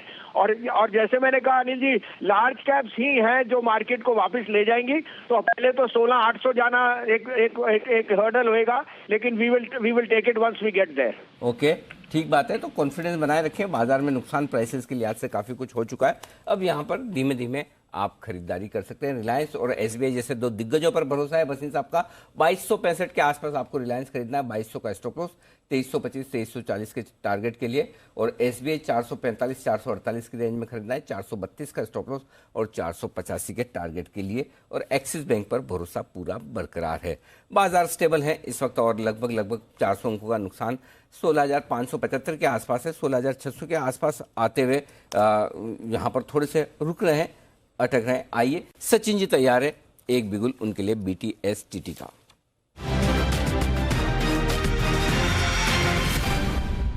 बताएं सचिन जी, खरीदना है या बेचना है? अनिल जी, और एक स्टॉक आया है खरीदने के लिए, एंड स्पेशली अगर हम इसका डेटा देखें तो काफ़ी अच्छे शॉर्ट कवरिंग के संकेत आ रहे हैं। स्टॉक का नाम है एलेम्बिक फार्मा। जिस तरीके से इसकी प्राइस परफॉर्मेंस रही थी पिछले 4 महीनों में, एक पर्टिकुलर रेंज में काफ़ी अच्छी तरह ऑस्किलेट कर रहा था। 740 के आसपास इसे मल्टीपल सपोर्ट मिला था, एंड ऊपर अराउंड 828-25 के आसपास कुछ साइंस आते थे एग्जॉशन के। तो आज के सत्र में भी ऐसे ही हुआ है। जिस तरीके से इसने एक यू टर्न लिया है, 740 के आसपास बेस बना के डेली चार्ट पे तो यहाँ पर क्लियरली एक पियर्सिंग लाइन फॉर्मेशन है जो एक रिवर्सल के सिग्नेचर है, एंड जिस तरीके से फिलहाल इसके एवरेजेस प्लेस्ड है तो मुझे लग रहा है अराउंड 785 तक ये पर्टिकुलर मूव एक्सटेंड होनी चाहिए, जो मिड पॉइंट है इस पर्टिकुलर रेंज का। स्टॉप लॉस आपको लगाना है अराउंड 752 के आसपास। जब मैंने इसे आइडेंटिफाई किया था लगभग अराउंड 758 के आसपास कोट कर रहा था। सो 752 के स्टॉप लॉस के साथ 785 के टारगेट के लिए अभी भी एलेम्बिक फार्मा में position on the long side बनाई जा सकती है। ओके, एलेम्बिक फार्मा है वो स्टॉक्स जहां पर खरीदारी करने की राय, फार्मा स्टॉक्स में एक्शन है भरपूर और यहां पर तेजी करने की राय सचिन जी की तरफ से आती हुई दिख रही है। तो कुछ एक्शन तेजी की तरफ भी सेलेक्टिवली स्टॉक में होता हुआ दिख रहा है, ये आपके लिए रात है। नितिन मुरारका साहब हैं हमारे साथ इस वक्त। नितिन जी के लिए बिगुल निफ्टी के निशानेबाज नितिन मुरारका।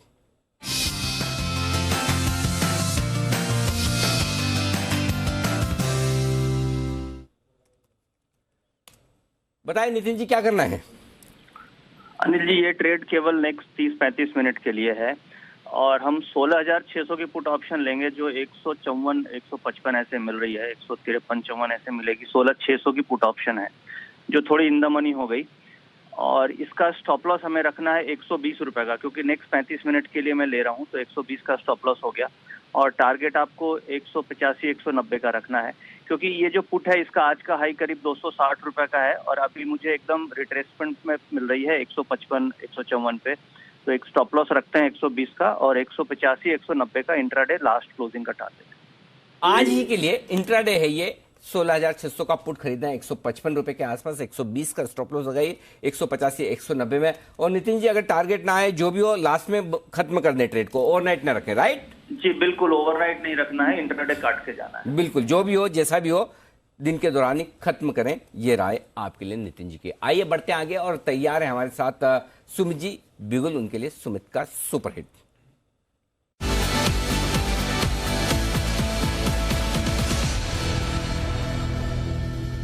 सुमित जी आज आप आए शो में?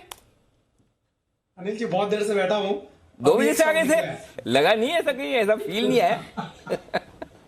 जी बिल्कुल अनिल जी, आज मार्केट ही ऐसा है कि फील आने नहीं दे रहा है। हाँ, क्या किरण जी का तो मुझे समझ में आता है कि लाल शर्ट पहन के आए तो किरण जी के पास तो जाना नहीं है, समझ में आया। मैं सोच रहा था कब सुमित जी जागेंगे, कब सुमित जी जागेंगे। चलिए फाइनली सुमित जी आए हैं एक्शन में। बताएं सर क्या करना है। जी अनिल जी फाइनली एक्शन में आए हैं और बाई के स्टॉक के साथ आए हैं। तो अनिल जी 450 पॉइंट नीचे एक स्टॉक में मोमेंटम बन रहा है जिसमें ऐसा लग रहा है कि यहाँ से पुल बैक और बाउंस बैक देखने को मिलना चाहिए। 225 रुपए, 226 रुपए का अभी भाव चल रहा है। स्टॉक का नाम है एजिस कैम, एजिस लॉजिस्टिक, जिसका सिंबल है एजिस कैम। ये स्टॉक के अंदर यहाँ से मोमेंटम बन रहा है। स्टॉक यहाँ से पुल बैक के लिए तैयार है। 2 से 3 दिनों के अंदर 15 से 20 रुपए का पुल बैक स्टॉक के अंदर यहाँ से देखने को मिलना चाहिए। 213 रुपए के नीचे का इसके अंदर स्टॉप लॉस लगाना है। ऊपर में 240 रुपए का पहला टारगेट बनेगा और 250 रुपए का दूसरा टारगेट बनेगा। एजिस कैम के अंदर यहाँ पे खरीदारी करें। 213 के नीचे का स्टॉप लॉस, 240 से 250 का टारगेट। भाई साहब आप तो एजिस लॉजिस्टिक ही बोलो, इसको ज्यादा बढ़िया है। एजिस कैम में कुछ अलग ही सुनने में आता है। एजिस लॉजिस्टिक ठीक है, 213 का स्टॉप लॉस, 240 और 250 के टारगेट के लिए ये ठीक रहेगा। ओके, तो ये है स्टॉक जहां पर एक्शन, और एक्शन तो सेठी साहब के स्टॉक में भी भरपूर आता हुआ दिख रहा है। ग्लेनमार्क हरे निशान में ही नहीं, अब अच्छी मजबूती के साथ आगे बढ़ने की तैयारी करता हुआ दिख रहा है। और वागले साहब भी हमारे साथ तैयार हैं। वागले साहब भी से भी जरा राय ली जाए। वागले साहब आपका favourite India bull housing finance, अब ये मत कहना कि मेरा फेवरेट है, अब मैंने पहले बोल दिया आपका फेवरेट माना जाएगा। 217, 218 रुपए के आसपास। अब नेक्स्ट इंपॉर्टेंट सपोर्ट लेवल का है? अनिल जी मेरा तो फेवरेट है ही, क्योंकि जब ये चलता है वन वे चलता है, जिसको मैं मोमेंटम कहता हूँ, मुझे बहुत अच्छा लगता है। प्रॉब्लम एक ही होता है कि ये बैंड में ज़्यादा रहता है, वो प्रॉब्लम है। अदरवाइज ये स्टॉक बहुत फेवरेट है।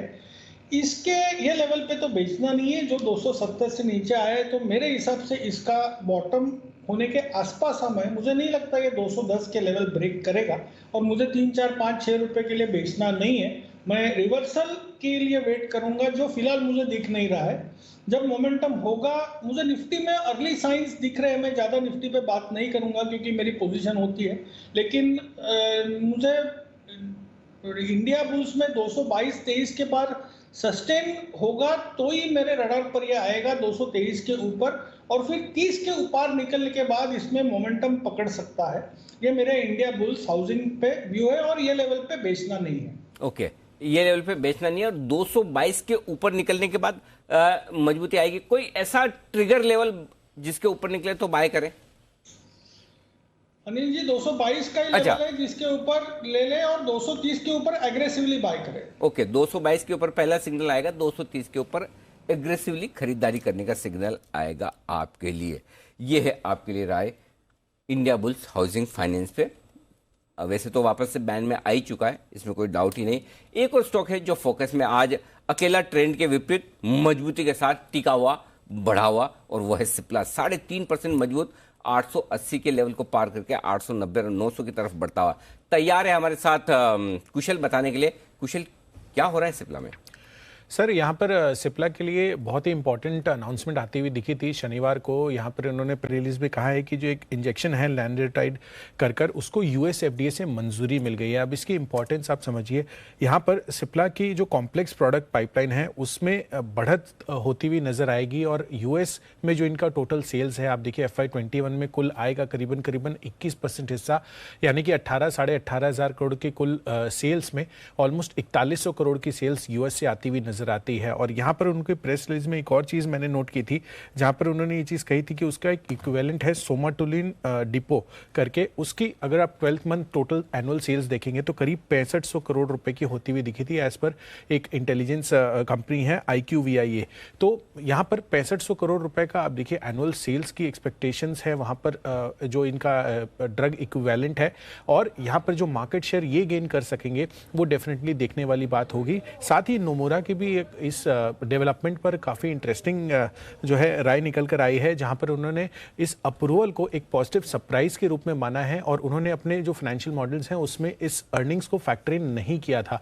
तो जब वो फैक्टर इन कर लेंगे तो देखना होगा कि यहाँ पर और फर्दर हायर लेवल जो है इनकी तरफ से निकल कर आते हैं या नहीं। बट फिलहाल यहाँ पर इस कॉमेंट्री के साथ वो खरीदारी की राय बरकरार रख रहे हैं, और 1051 यानी कि मौजूदा लेवल से भी ऑलमोस्ट 20% की अपसाइड यहाँ पर एक्सपेक्टेड है। ओके, तो यहाँ पर न्यूमरा की तरफ से दमदार रिपोर्ट आती हुई दिख रही है। अच्छी खबर के दम पर सिप्ला आज बाजार के ट्रेंड के विपरीत है मजबूत। लेकिन इस बीच हमारे ढेर सारे दर्शक हैं जो ट्वीट कर रहे हैं कि शायद उन्हें जीरोधा पर ट्रेड करने में कुछ मुश्किल आती हुई दिख रही है। प्राइसेस अपडेट नहीं हो रहे पिछले 10 मिनटों में। हमारी रिपोर्टर टीम जीरोधा से बात करके समझने की कोशिश कर रही है कि वाकई में वहाँ कोई समस्याएं हैं या नहीं। अभी मुझे पता नहीं, मैं आपके ट्वीट आ रहे हैं इसलिए मैं अलर्ट कर रहा हूँ कि एक बार जरा वाकई में अगर इस तरह की कोई समस्या है तो जीरोधा की टीम भी अलर्ट हो जाए और आपको भी, ताकि बार बार ट्वीट ना करना पड़े। मैंने आपके ट्वीट पढ़ लिए, देख लिए, अब मैं ज़रा कोशिश कर रहा हूँ संपर्क करने की। हमारे टीम मेंबर्स उनको संपर्क करके जानने की कोशिश कर रहे हैं कि वाकई में क्या कहीं किसी तरह की दिक्कतें हैं। आइए आशु के लिए बिगुल स्विंग के सुल्तान आशु मदान।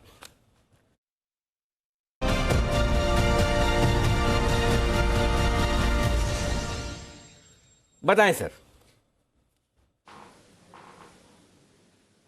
अनिल जी देखिए, निफ्टी में एक पॉजिटिव ट्रैक्शन दिखी है, और लेकिन ग्लोबल मार्केट्स का भी जो सिचुएशन है आप वो इग्नोर नहीं कर सकते, जो करंट सिचुएशन भी है वो इग्नोर नहीं कर सकते। लेकिन मुझे अनिल जी बाउंस बैक दिखता है कि 16,500 से जिस तरह से पलट के निफ्टी खड़ा हुआ है, तो अनिल जी एक बहुत बढ़िया स्प्रेड आया है। मतलब आज तो अभी तो बहुत बढ़िया लग रहा है, ये तो बाकी रिजल्ट अगले 3 दिन में बताएगा।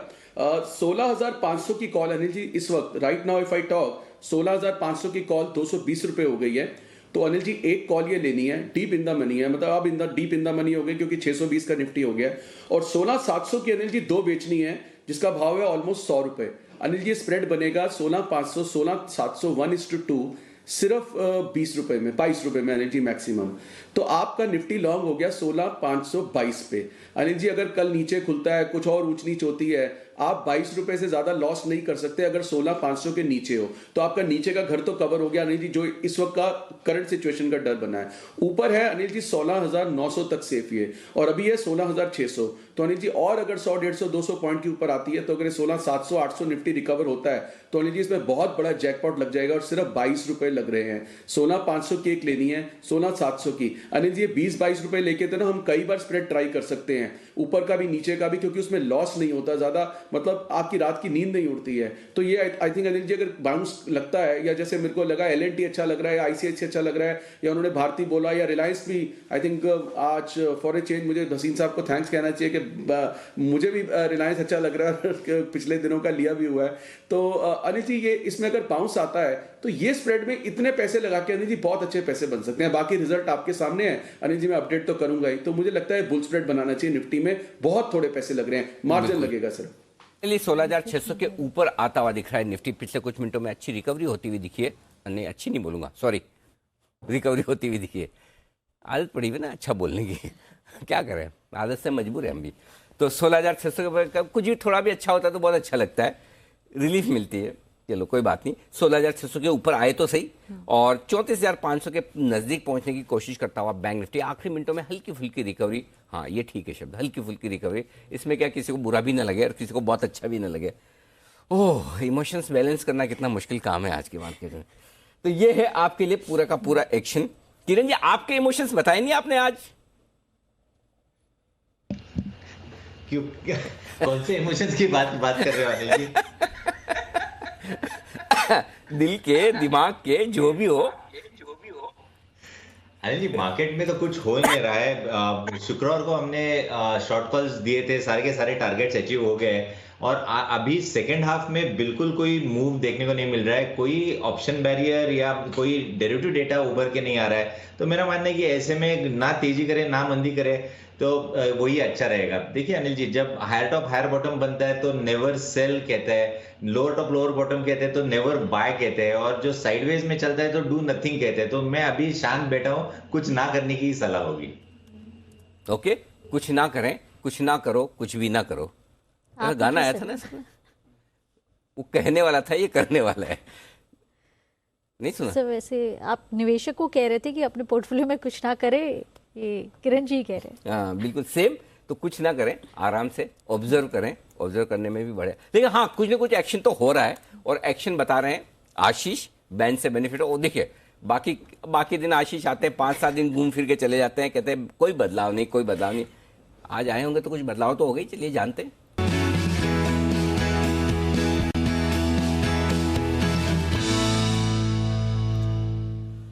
जी आशीष जी, क्या करने वाले हैं आज आप? सर बैंड से बाहर निकाल रहा हूँ वोडाफोन आइडिया। क्या बात है, वाह। 77.4% है मार्केट वाइड पोजीशन लिमिट, काफी लंबे समय से बैंड में बना हुआ था। और बाकी के जो दो स्टॉक है sir, India bulls housing finance 107% है, एस्कॉट्स अभी भी 92% पर पोजीशंस बरकरार देखने को मिल रही हैं। तो ये दो स्टॉक तो जो है बैंड में बैंड में बने रहेंगे, लेकिन वोडाफोन आइडिया लंबे समय के बाद बैंड से बाहर आ रहा है। चलिए, तो वोडाफोन आइडिया बाहर निकल रहा है फाइनली, इसका मतलब लॉन्ग पोजीशन घट गई है। 3% गिरा है सर। 3% सिर्फ ऐसा मत करो जिनके पास है उनके लिए 3% भी बढ़ा। लेकिन हाँ, आप भी एयू स्मॉल फाइनेंस बैंक देख के बोल रहे होंगे, जहाँ 10% गिरा हो, 9, 8, 10%। डेल्टा जैसा 8-10% गिर गया, सोचो 8-9%। अच्छा, डेल्टा का तो ओमिक्रॉन के चक्कर में गया है, बट काफ़ी सारे स्टॉक्स ऐसे हैं जो वाकई में काफ़ी तेजी के साथ गिरते हुए दिखे। तो ये है आपके लिए।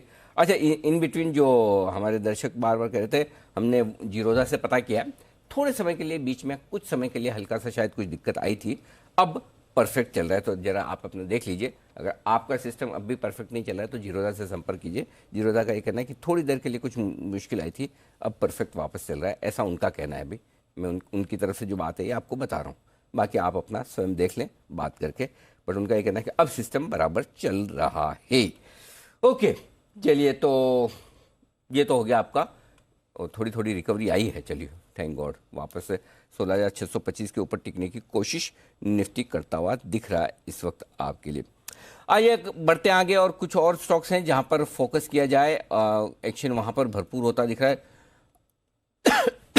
माफ कीजिएगा, हिंदुस्तान यूनिलीवर 1% मजबूत है।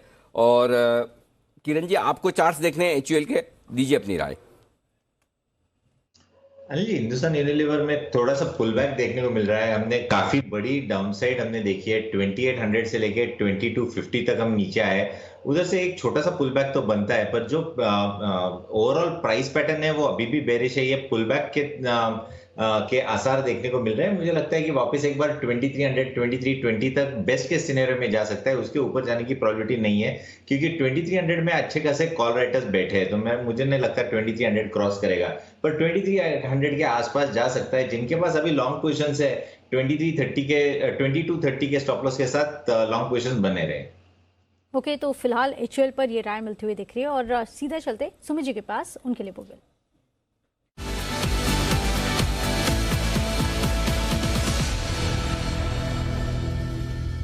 बताइए सुमित जी, आपका सुपरहिट कॉल।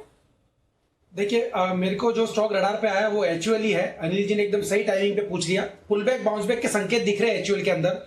स्टॉक एक ओवरसोल्ड लेवल से बाउंस बैक दिखाने की कोशिश कर रहा है। ऐसा लग रहा है कि स्टॉक के अंदर यहां से बाउंस देखने को मिलना चाहिए, जिसमें 50 से 60 रुपए का मूव इमीडिएटली शॉर्ट टर्म में ट्रेडिंग के लिहाज से ऊपर की तरफ देखने को मिलेगा। तो ऑप्शंस के जरिए एचयूएल का 2260 का कॉल अभी 35 रुपए पे अवेलेबल है, इसको लेने का सलाह रहेगा। एचयूएल का 2260 का कॉल यहाँ पे सीएमपी पे 35 रुपए पे लेने का सलाह रहेगा। 20 रुपए का नीचे के अंदर इसमें स्टॉप लॉस लगाएं। ऊपर में इमीडिएटली 50 रुपए से लेके 60 रुपए तक के टारगेट एचयूएल के 2260 के कॉल के अंदर 1 से 2 दिन के अंदर देखने को मिलने चाहिए, और स्पॉट लेवल के हिसाब से 2300 से 2320 तक के लेवल देखने को मिलने चाहिए। खरीदारी करें एचयूएल का 2260 का कॉल 20 रुपए के स्टॉप लॉस से 50 के टारगेट। ओके, तो 50 और 60 ये टारगेट्स आपको आते हुए दिख सकते हैं इस कॉल में। 2260 वाली कॉल में आपको खरीदारी करनी है। एक और कॉल है। अब देखिए आज मारुति 7300 के लेवल्स पर और दिन के उच्चतम स्तर पर ये स्टॉक ट्रेड करता हुआ दिख रहा है। पिछले 10 मिनट में अच्छी रिकवरी आती हुई दिख रही है इस स्टॉक पर। क्या करना चाहिए वागले जी? देवांशी 7000 का एक स्ट्रॉन्ग सपोर्ट है, वहां से ये घुमा है, तो व्यू तो पॉजिटिव है, लेकिन आपका अभी लेते हो तो स्टॉप लॉस 7000 का बनेगा, जो तो मेरे हिसाब से थोड़ा लंबा है। हाँ, थोड़ा सा नीचे आता है 7200 7180, वहां पर ज्यादा कंफर्टेबल रहेगा। मार्केट का बॉटम अगर हो गया तो ये 7500 के ऊपर जाना चाहिए। ओके, तो मार्केट्स अगर थोड़ी सी रिकवरी बताते हैं तो 7500 ये लेवल्स आपको मारुति पर भी आते हुए दिख सकते हैं। लेकिन आप देखिए कई सारे स्टॉक्स हैं जो निचले लेवल से अच्छी रिकवरी बता रहे हैं। ओबेरॉय रियल्टी करीब 2.5% के ये वागले साहब टर्म्स कंडीशन बड़ी स्ट्रॉन्ग लगाते हैं अगर मार्केट का बॉटम हो गया। अच्छा वागले साहब ये बताइए, ये कब और कैसे पता चलेगा कि मार्केट का बॉटम अगर आज हो गया तो? अनिल जी, मैंने कहा था कि मेरे को अर्ली साइंस मिले हैं 16,430-40 का जो भी हुआ, ये अगर 16,700 के ऊपर सस्टेन करने लगा निफ्टी, और ये मैं स्पॉट लेवल्स की बात कर रहा हूँ जो यहाँ से 100 पॉइंट ऊपर है, तो मैं मान के चलूंगा कि लॉन्ग पोजीशंस लेने चाहिए। जो भी होना था the worst is over, and I think हम ऊपर कितने जाएंगे पता नहीं, बट यहाँ से और ऊपर जाएंगे हम 17,000 की तरफ, 17,200 की तरफ जाएंगे। ओके, चलिए ये अच्छी बात है। वागले साहब एक बात आपसे पूछना चाह रहा हूँ, ये आपके जो खास दोस्त है ना मित्र पैनल में, पूना वाले किरण जी, जब मैं ये पूछा तो बहुत मुस्कुरा रहे थे। इनको लग रहा था अच्छे में वागले जी फंसे। देखिए वागले जी जवाब देंगे तो वागले जी फंसेंगे, वापस मैं सवाल पूछूंगा। अगर आपकी इजाजत हो तो बच्चे में पूरे 20 मिनट में सिर्फ किरण जी से सवाल पूछूं। अनिल जी आप मुझसे पूछ रहे हैं? हाँ हाँ, आप ही से, आप ही को तो जवाब देना है। अनिल जी पूरे हफ्ते भर पूछिए, मुझे कोई एतराज नहीं है। किरण जी तैयार हो जाइए। अगर आप वागले साहब को दोस्त मानते हैं तो वागले साहब ने उसका परिचय दे दिया, देख लीजिए। बोले एक दिन के लिए नहीं, पूरे हफ्ते भर के लिए फंसाइए किरण जी को। जी किरण जी। अनिल जी कल से मैं छुट्टी पे हूँ। चलिए बढ़िया है। किरण जी का ऑडियो म्यूट है, हम कुछ भी पूछेंगे तो उन तक आवाज नहीं जाएगी और वो जवाब देंगे, हम तो नहीं। आप खाली शो पे बने रहिए, शोभा बढ़ाते रहे शो की, चिंता न करें। सवाल मुश्किल वाले मैं वागले साहब को ही पूछूंगा। वागले साहब का इतना अनुभव है, वो काम आना चाहिए। मुश्किल सवाल सबसे ज्यादा अनुभवी लोगों के लिए।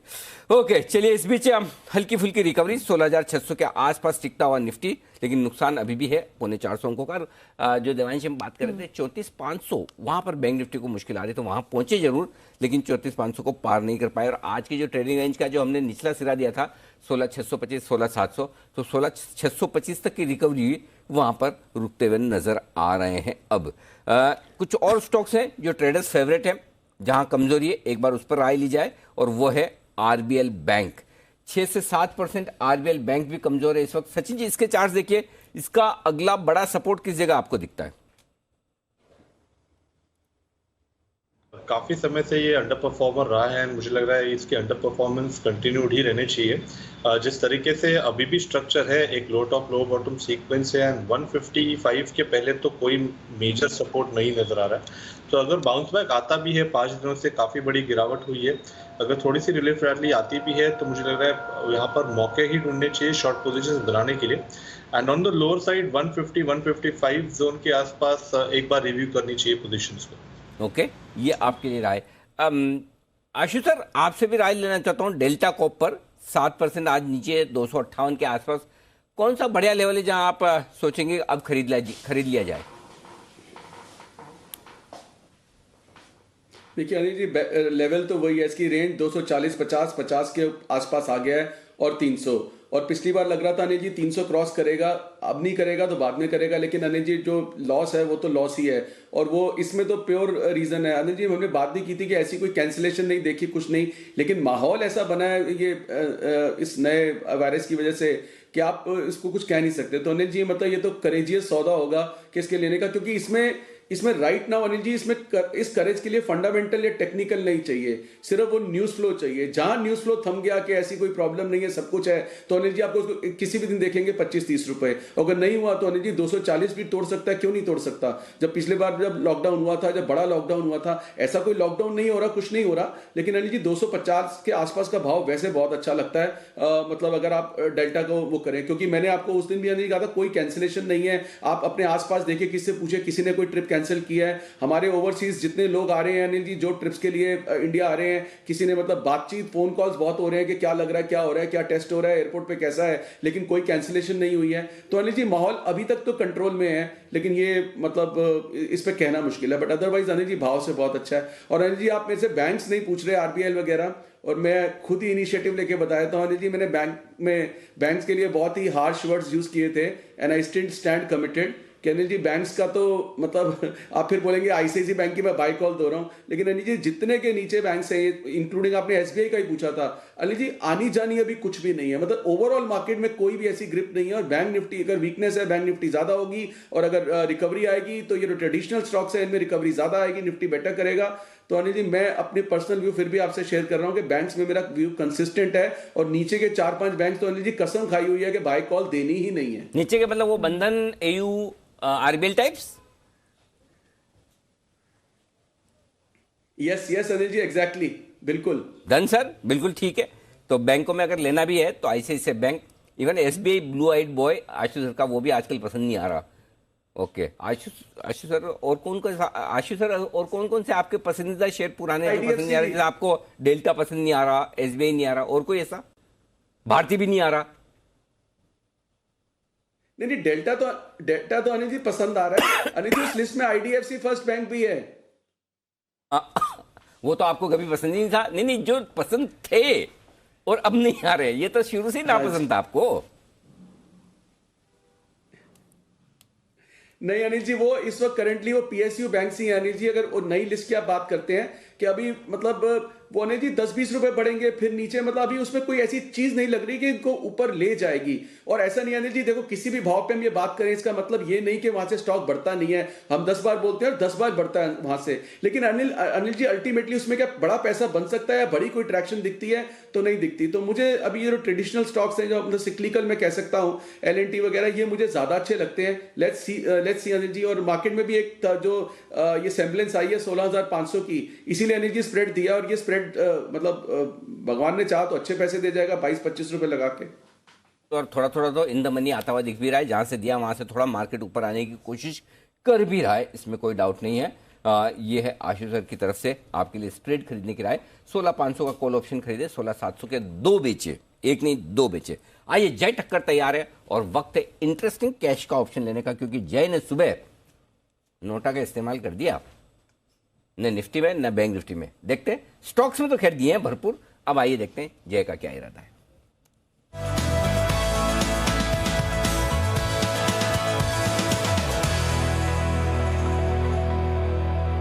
जय, अगर ऐसे ही नोटा का इस्तेमाल करते रहेंगे तो नोट कैसे बनेंगे? हाँ नहीं अनिल जी, एक ही बार किया नहीं जी, अदरवाइज तो जनरली हमारा रिकमेंडेशन होते ही है। जी बिल्कुल, बताइए आप क्या इरादा है? अनिल जी पुट ऑप्शन खरीदने का इरादा है फिर से, जो कल भी दिया था, अभी आज स्ट्राइक अलग है अनिल जी। कल तो 17 फ्राइडे तो 17,000 का दिया था, अब 16,750 की स्ट्राइक का पुट ऑप्शन खरीदना है। 189 पर अनिल जी ये ट्रेड कर रहा है, सो इसको खरीद कर चले। यही 23 दिसंबर की एक्सपायरी का 189 पर ये ट्रेड कर रहा है, इसको खरीद कर चल सकते हैं। डाउनसाइड में अनिल जी इसका जो स्टॉप लॉस प्लेस करना है वो है 126 का। सो स्टॉप लॉस थोड़ा सा दूर है, बिकॉज काफी अच्छी गिरावट हमें देखने मिली है मार्केट में, तो थोड़ा बहुत मार्केट में उछाल भी आया, तो बाउंड नीचे थोड़ा आ सकता है। बट ओवरऑल मुझे ऐसा लग रहा है कि 16,750 के स्ट्राइक का पुट ऑप्शन खरीदे अगर, तो उसमें जो फर्स्ट टारगेट अनिल जी निकल कर आ रहा है वो है 255 के, सेकंड टारगेट बन रहे हैं 280 के। 255, 280 ये दो टारगेट्स के लिए खरीद कर चलना है। मुझे ऐसा लग रहा है कि 16,700, 750 की जो रेंज है वो जब तक क्लियरली निकलती नहीं है, निफ्टी में प्रोबेबिलिटी फिर से नीचे की और जाने की ज्यादा है।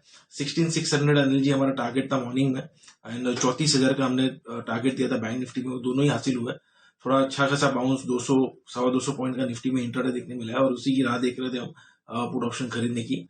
एंड अगर यहाँ से फिर से निफ्टी अनिल जी फिसलता है एंड 16,400 ब्रेक होता है, तो नेक्स्ट टारगेट जो निफ्टी का बनेगा वो 16,300, 16,250 का है। I think that is the right level maybe to reenter, to think एक अच्छा खासा शॉर्ट टर्म में भी बॉटम बन सके इन केस अगर बनना हो तो। Otherwise overall trend Anil ji clearly is in the hands of bats, तो पूरा कंट्रोल मंदी की ओर ही है, तो bounce back should be utilise as an exit opportunity अगर कोई लॉन्ग में भी फंसे हुए है तो।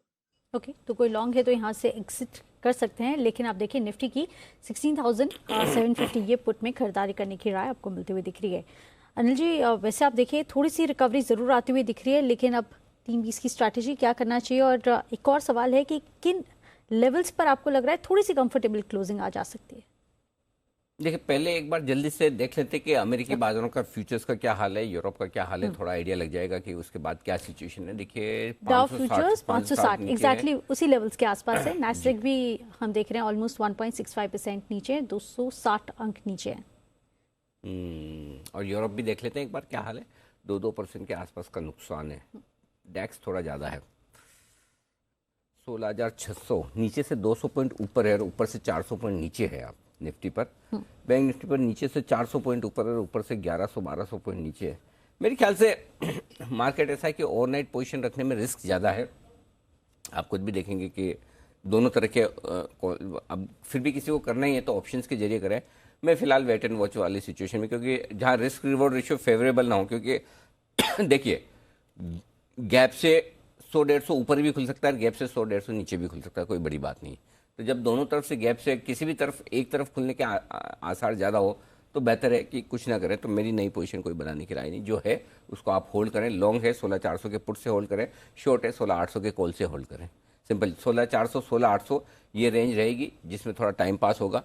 उसके बाद देखते हैं क्या कुछ होता है। ठीक है, अच्छा इस बीच आशु सर भी कुछ कहना चाहते हैं मार्केट में। जी आशु सर बताएं। अनिल जी, आपने नोटिस किया है कि आजकल पिछले 1-2 दिन से, या मैंने पूरा नहीं सुना, कि जय इन द मनी पुट्स मतलब मुझसे ज्यादा मंदी वो करवा रहा है, और अनिल जी मैंने बुल स्प्रेड दिया है, तो प्लीज कृपया अनिल जी इस पे ध्यान दें, और मतलब मेरे नाम का बिल नहीं फाड़ें और मुझे बदनाम नहीं करें। मतलब मेरे से बड़े बड़े और भी अनिल जी बेर हैं जो मंदी करवा रहे हैं। ऐसा नहीं है आशु जी, देखो दो चीजें हैं, आप एक बात समझो। वो एक कौन सी पिक्चर आई थी मिथुन चक्रवर्ती की, जिसमें वो बहुत अच्छा आदमी होता है, नहीं बहुत बड़ा गुंडा उंडा सा होता है, और फिर उसकी माधुरी दीक्षित से शादी हो जाती है, और फिर ना माधुरी दीक्षित उसको सुधार के अच्छा आदमी बनाने की कोशिश करती है, लेकिन फिर भी पब्लिक उसको ऐसे ही समझती है कि ये सुधरा नहीं है। पहली चीज़ तो ये, और दूसरी चीज़ वो जय बेचारे चुपचाप हल्के से बोल के निकल जाते हैं कि पुट ले लीजिए। जय इतना डराते थोड़ी जितना आप डराते हैं, इसलिए दोनों में फ़र्क बहुत है। आपको देखते ही लोगों को डर लगने लगता है, आपको पता नहीं है कितना डर लगता है। मेरे ख्याल से तो आपके पास पड़ोस वाले भी आपको पूछते नहीं कि बाजार कैसा लगता है, उनको मालूम है आशु जी बोलेंगे तो खराब ही, भले आप अच्छा बोले। तो क्या है, कभी कभी आदमी का जो इतिहास है ना वो वर्तमान पे बहुत भारी पड़ता है। देखो जिस तरह से आज आपने बाय कॉल दिया है निफ्टी पर, हाईली अप्रिशिएट, ऐसे 8-10 बार लगातार दीजिए जो आप करते ही पाएंगे।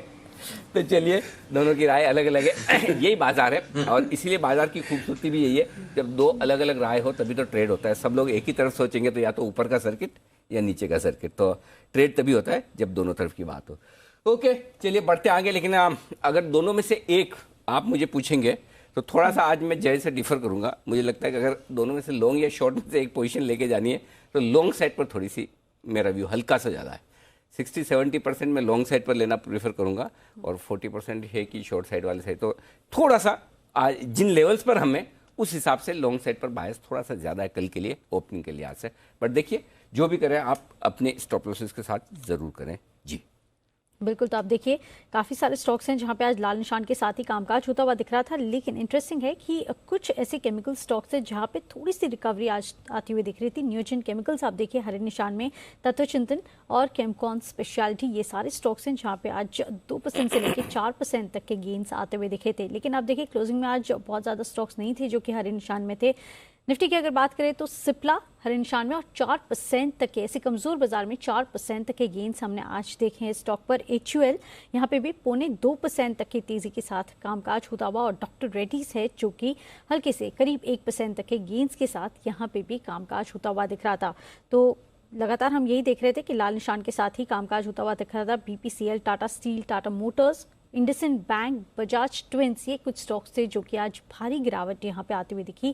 करीब 4% से लेके 6.5% तक की जो गिरावट है वो आज हमने देखी है, जैसे कि हम देख रहे हैं। लेकिन अनिल जी, HUL अगर बात करें तो रिपोर्ट्स ये सजेस्ट कर रहे हैं कि कुछ ऐसे प्रोडक्ट्स हैं जहाँ पे कीमतें बढ़ी हैं, वेरीफाइड नहीं है, ये रिपोर्ट्स हैं जो कि सजेस्ट कर रहे हैं और इसके चलते हम देख रहे हैं करीब 0.2% तक की गेन्स हम इस स्टॉक में भी देख रहे हैं। और डॉक्टर रेड्डीज पर एक व्यू ले लेते हैं, करीब 1% तक की तेजी इस स्टॉक में, क्या ये गेन्स एक्सटेंड होते हुए दिखेंगे यानी, इस पर राय ले लेते हैं। वागले जी, क्या राय है, डॉक्टर रेड्डीज खरीदारी करके जाना चाहिए?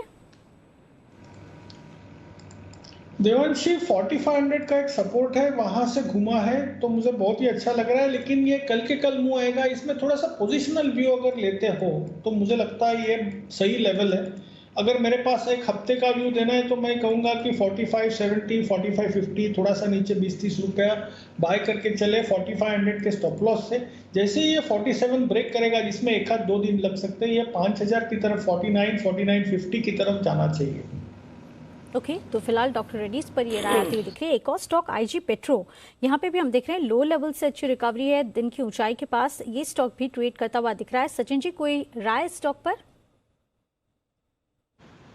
देवांशी, ज़्यादा ट्रैक नहीं करता हूँ मैं, बट जिस तरीके से फिलहाल पिछले 4-5 दिनों की सीक्वेंस ही लगभग एक लो टॉप लो बॉटम सीक्वेंस ही है, बट अपने 200 डे एक्सपोनेंशियल मूविंग एवरेज को छू के आज रिकवरी हुई है, तो मुझे लग रहा है थोड़ी सी एक रिलीफ रैली स्टॉक में आ सकती है। बट ओवरऑल स्ट्रक्चर इतना स्ट्रांगली बुलिश नहीं है।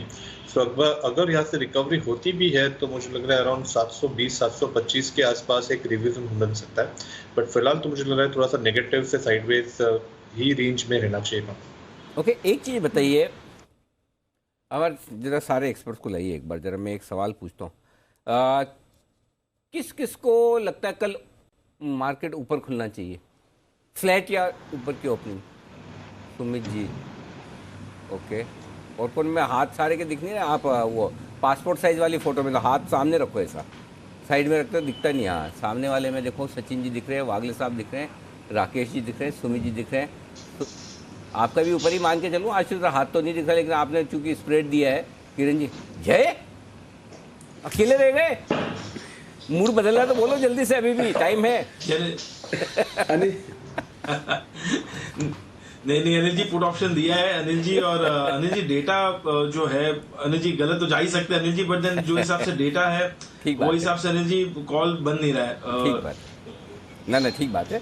तो चलिए, इंटरेस्टिंग है, देखते हैं क्या कुछ होता है कल के सेशन में। सुबह सुबह एक्शन किस तरफ ज़्यादा बनता हुआ दिख रहा है। आशु जी कुछ कहना चाहते हैं? जी आशु, तो तब तक एक बार जल्दी से ना कनेक्ट कीजिए विश्वेश जी को, विश्वेश जी भी लाइन पर आना चाहते हैं। तब तक आशु जी बताएं सर। अनिल जी, मैं काइंड ऑफ जय के साथ हूं। आप बुल स्प्रेड देखिए, इसलिए अनिल जी 100 रुपए इन द मनी, 100 रुपए से ऊपर इन द मनी होने के बाद भी 22 रुपए कॉस्ट पे दिया है कि अगर मार्केट इतना भी खुलेगी प्रॉफिट आएगा, नीचे खुलेगी तो प्रॉफिट आएगा, मार्जिनली ऊपर खुलेगी तो प्रॉफिट आएगा। So I think I have played kind of, मतलब मैं मंदी नहीं कर रहा हूं, लेकिन अनिल जी एक स्टेबिलिटी के लिए स्प्रेड बनाया है, तो इसलिए मैंने बोला कि बहुत इंटरेस्टिंग स्प्रेड है और मुझे मतलब बहुत ही बढ़िया लग रहा है स्प्रेड। सो स्प्रेड से अनिल जी कंफ्यूज नहीं हो कि बहुत तेजी की बात है, लेकिन बहुत ज्यादा मंदी की बात भी नहीं है। तो मुझे लगता है कि स्टेबल मार्केट में ये 22 रुपए का स्प्रेड बना है, हमारे को कम से कम 50-60 रुपए कल या कल शाम तक दे देगा। ये तेजी का कॉल देके भी आप कितनी मुश्किल से तेजी बोलते हो। मतलब कुल मिला के आपके कहने का मतलब ये है कि कल बाजार खुलना चाहिए, बराबर ना? अगर बाजार खुला तो प्रॉफिट बन जाएगा, ये है ना? ऊपर खुला तो भी बनेगा, नीचे खुला तो भी बनेगा, फ्लैट खुला तो भी मंदी रुकनी चाहिए।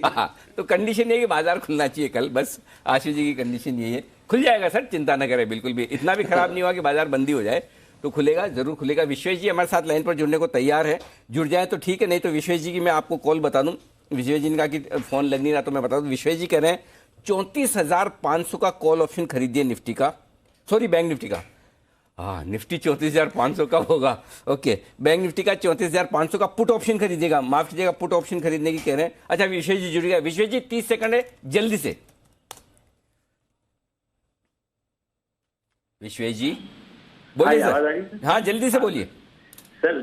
34,500 का पुट कैरी करना है, 400 रुपए के आसपास मिल रहा है मेरे हिसाब से। लोअर लेवल से पुल बैक आ गया और डन हो चुका है। Bank Nifty has to go till 34,000, तो और थोड़ा सा पेन बाकी है। तो मेरे हिसाब से जो थोड़ा सा इंट्राडे पुल बैक आया उसमें 34,000 का पुट ओवरनाइट कैरी करना चाहिए 400 रुपए के आसपास। 315 का स्टॉप लॉस, 650 और 750 ये दो टारगेट है। जय हो, जय की भी जय हो, विश्वेश जी की भी जय हो। दोनों डेटा वाले लोग पुट लेकर जाने की बात कर रहे हैं, तो 34,500 का पुट ऑप्शन खरीदने की राय दे रहे हैं आपको। यानी कि डेटा में अभी भी वो स्ट्रेंथ आई नहीं है रिकवरी के बावजूद, जो कि आपको ये कहे कि चलो खरीद के जाओ। ये राय है आपके लिए विश्वेश जी की तरफ से भी। बैंक निफ्टी का पुट ऑप्शन खरीदने की 34,500 का एट द मनी कह दें, इन द मनी कह दें, 400 रुपए में लेना है। 315 का स्टॉप लॉस, टारगेट बड़े बड़े दे दिए, 550, 650 और 700 रुपए तक के टारगेट विश्वेश की तरफ से आते हुए दिख रहे हैं आपको। तो विश्वेश जी, निफ्टी और निफ्टी में स्पॉट लेवल पर लेवल्स क्या दिख रहे हैं, और बैंक निफ्टी में स्पॉट लेवल पर लेवल्स क्या दिख रहे हैं नीचे के? विश्वेश जी हाँ, अरे हो, हाँ बताओ। अनिल जी, फ्राइडे के सेशन में हमने बैंक निफ्टी पे 34,000 का टारगेट दिया था और निफ्टी पे 16,200 अनिल जी जो 200 डीएम है वही अगला सपोर्ट है। तो मुझे लगता है 16,200 200 डीए में जाएगा, यहाँ 34,000 शायद ब्रेक करेगा। और अनिल जी, एक सबसे इंटरेस्टिंग चीज ये है कि ये पूरे फॉल में जब पीसीआर 0.5 के नीचे चला जाता है तो हम उठते नहीं है, उड़ जाते हैं। तो इसका मतलब 0.46 का पीसीआर है, और इंट्राडे में जो भी थोड़ी बहुत अनवाइंडिंग आती है वो नेक्स्ट डे वापस बिल्टअप हो जाता है। तो मोर और लेस मुझे ऐसा लगता है एनर्जी डायरेक्शनल ऑप्शन राइटिंग हो रही है, which is call writing, and because of that नीचे जा रहा है। तो मुझे 16,200 निफ्टी दिखता है, 34,000 के नीचे बैंक निफ्टी दिखता है। और अनिल जी, यूएस मार्केट नेगेटिव है और सम सॉर्ट ऑफ कितना 34,000 के नीचे मत बोलो ऐसा। 34,000 के नीचे 3400 भी होता है, तो 34,000 के नीचे कितना, ऐसा हमको डर लगता है। फिर आप नीचे का लेवल बताओ। देखिए, एक बार आशु जी बोले 17,000 के नीचे दिखता, लेकिन 17,000 के नीचे 16,400 थोड़ी बोला। तो अगर 16,400 बोलते तो उस समय पूरा अपना घर का, दूसरों का, पड़ोसियों का, सबका उधार लेके सबका सब बिकवा देते। आप समझो, नीचे का लेवल बताओ आप। देखिए अनिल जी, मेरे हिसाब से 33,890 ये जो स्विंग लो है, ये 18 जून 2021 का स्विंग लो है, और वहां से हमने वन साइड रैली चालू की थी 41,000 तक। मुझे लगता है 33,980, 33,890 ये मोर और लेस लेवल है। यहाँ पे आएगा बैंक निफ्टी, और वहां पे अगर रिवर्सल समझ में आता है तो खरीदना चाहेंगे। अदरवाइज मुझे लगता है अनिल जी, जिस स्पीड से हम जा रहे हैं, जो फ्लैग फॉर्मेशन हमने नीचे में तोड़ा है, थोड़ा सा वेट, मतलब मैं ऐसा कहूंगा कि आपने मंदी किया और आपका स्टॉप लॉस हो गया, वो चलेगा फिलहाल जो ट्रेंड है। लेकिन आप तेजी करके उल्टे खड़े रह गए तो मुझे लगता है वो थोड़ा सा पेनफुल हो जाता है। इसके लिए this is a better strategy कि आप शॉर्ट करिए, स्टॉप हो जाए तो निकल जाए, ऑन दी अदर हैंड खरीदिए मत फिलहाल के लिए। बेसिकली 600 पॉइंट नीचे बैंक निफ्टी और 400 पॉइंट नीचे निफ्टी। निफ्टी 16,200 पर सपोर्ट है, बैंक निफ्टी 33,850, 25 पॉइंट की, और मैं आपको बीच में वो ग्रेस मार्क्स दे दूं तो ये 600 पॉइंट नीचे यहाँ अभी तक रिस्क खुली हुई बैंक निफ्टी पर, 400 पॉइंट नीचे 16,200 तक की रिस्क खुली है निफ्टी पे, जिसकी बात हम सुबह भी कर रहे थे। विश्वेश जी की भी यही राय आती हुई देखते हैं कल क्या होता है। जिन लेवल पे बंद हुआ है कल, भले आपके प्रॉफिट में तो खैर कोई है नहीं, भले कितना भी नुकसान हो, देखेंगे तो ही ऐसे वक्त में मार्केट छोड़ तो नहीं सकते, वोलेटाइल भी बहुत है, कमज़ोर भी बहुत है। तो देखते हैं कल का सेशन कैसे क्या होता है, लेकिन उससे पहले बता दूं आज क्या कुछ होने वाला है बाजार बंद होने के बाद। देश में क्रिसमस और नए साल के स्वागत की तैयारी चल रही, लेकिन दूसरी तरफ कोरोना के नए वेरिएंट ओमिक्रॉन का खतरा भी बढ़ता हुआ नजर आ रहा है। भले ही ओमिक्रॉन खतरनाक ज्यादा नहीं, लेकिन फैल बहुत तेजी से रहा है। ब्रिटेन समेत कई देशों ने यहाँ पर देख लिया कि ये इसके बढ़ने की जो दर है, गति है, वो बहुत तेज है। हमारे देश में भी अब तक 12 राज्यों में आ चुका है। ओमिक्रॉन के मरीजों में ऐसे लोग भी शामिल हैं जिन्होंने दोनों डोज लगा रखे हैं वैक्सीन के। तो मृत्युंजय, जो लोग दोनों डोज लगा के सोचते कि भाई मैं तो सुपरमैन बन गया, उनको भी हो रहा है ओमिक्रॉन। बिल्कुल सर। तो आज शाम 5 बजे आपकी खबर आपका फायदा में हम इसी पर करेंगे चर्चा की क्यों ओमिक्रॉन के मामले तेजी से बढ़ रहे हैं, हम इसे कहीं हल्के में तो नहीं ले रहे, और बचाव के तरीके क्या हैं। 3 खास मेहमान, डॉक्टर धीरज कौल साहब जुड़ेंगे, न्यूयॉर्क से कोविड रिसर्चर है ये, और public health expert doctor Chandrakant Lahariya साहब हैं, और डॉक्टर समीर भाटी है, कोविड-19 कमेटी के मेंबर। ये है आपके लिए आज का खास शो। सावधान, सिर उठा रहा ओमिक्रॉन, ये है आपके लिए आज का शाम का विशेष शो। उसके बाद बाजार में आज तेज गिरावट रही। पिछले कुछ दिनों की गिरावट के बाद निफ्टी अपने ऊपरी स्तरों से 11% से ज्यादा टूट चुका है। हर एक निवेशक अब यही जानना चाहता है कि इस गिरावट से क्या समझा जाए, करेक्शन है या बड़ी मंदी की शुरुआत, खरीदारी का मौका है या सब कुछ बेच देने का। शाम 6 बजे खास मेहमान जुड़ेंगे, बताएंगे कि एक आम इन्वेस्टर को क्या करना चाहिए। ये खरीदारी का मौका अगर है और दर्द अगर कुछ ही दिन का है तो फिर कोशिश करेंगे खरीदारी करने का एक मौका बनाने की। संजीव भसीन साहब हमारे साथ कार्यक्रम में शामिल होंगे, IIFL सिक्योरिटीज़ के बाजार के जाने माने एक्सपर्ट अजय बग्गा साहब भी होंगे। शाम 6 बजे देखिएगा मुनाफा वसूली या मंदी की आहट, ये है आपके लिए आज का विशेष शो। मनी गुरु में आज से हम शुरुआत कर रहे हैं नए साल के निवेश मंत्रों की, और इस कड़ी में हम आज आपको बताएंगे लक्ष्य आधारित निवेश यानी कि गोल्ड बेस्ड इन्वेस्टिंग, और इसके साथ ही सही तरीके से और सटीक तरीके से एसेट एलोकेशन कैसे किया जाए जिससे कि टैक्स देने के बाद आपका जो रिटर्न आए वो सबसे ज़्यादा हो। 6:30 बजे मनी गुरु में देखिए 2022 नया साल निवेश बेमिसाल। हमारे साथ होंगे सर्टिफाइड फाइनेंशियल प्लानर क्षितिज महाजन। स्पैम कॉल से न सिर्फ लोगों को दिक्कतें आ रही है बल्कि ये ठगी का नया तरीका और बड़ा तरीका बनता जा रहा है। एक ताज़ा रिपोर्ट के मुताबिक भारत में इस साल एक ही नंबर से 20 करोड़ से ज़्यादा कॉल किए गए, यानी कि हर घंटे 27,000 कॉल एक ही नंबर से। लगातार बढ़ते स्पैम कॉल को लेकर क्या है मौजूदा नियम और स्पैम कॉल से बचने के लिए आप क्या कर सकते हैं और सरकार की तरफ से क्या कुछ किया जा सकता है, इसका पूरा विश्लेषण करेंगे। कब रुकेगा स्पैम का स्कैम, ये है आज का हमारा प्राइम टाइम टॉपिक, जिस पर हम रात 8 बजे इंडिया 360 डिग्री में करेंगे बातचीत। और इसके अलावा देश दुनिया की सारी खबरें तो होंगी ही, देखना मत भूलिएगा। ये है आज शाम का विशेष कार्यक्रम। फाइनल क्लोजिंग आपके सामने 371 अंकों के नुकसान के साथ निफ्टी बंद होता हुआ 16,614 पर। बैंक निफ्टी में नुकसान रहा है 1178 पॉइंट का और बंद हुआ है 34,439 पर। और सेंसेक्स में 1189 अंकों का नुकसान, बंद हुआ है 55,822 पर। Thank you. अब मार्केट कल सुबह 9:15 बजे तक स्टेबल रहेंगे, हिलेंगे डुलेंगे नहीं, गिरना बंद हो चुके हैं। देखते हैं क्या कुछ होता है। डाउ फ्यूचर्स एक बार जाते जाते देख तो ले, क्या पता क्या हो क्या नहीं हो, ध्यान तो रहे। 460 कम हो गए, कम हो गया 550 560 पॉइंट से 460 पॉइंट, 100 पॉइंट की रिकवरी आई है।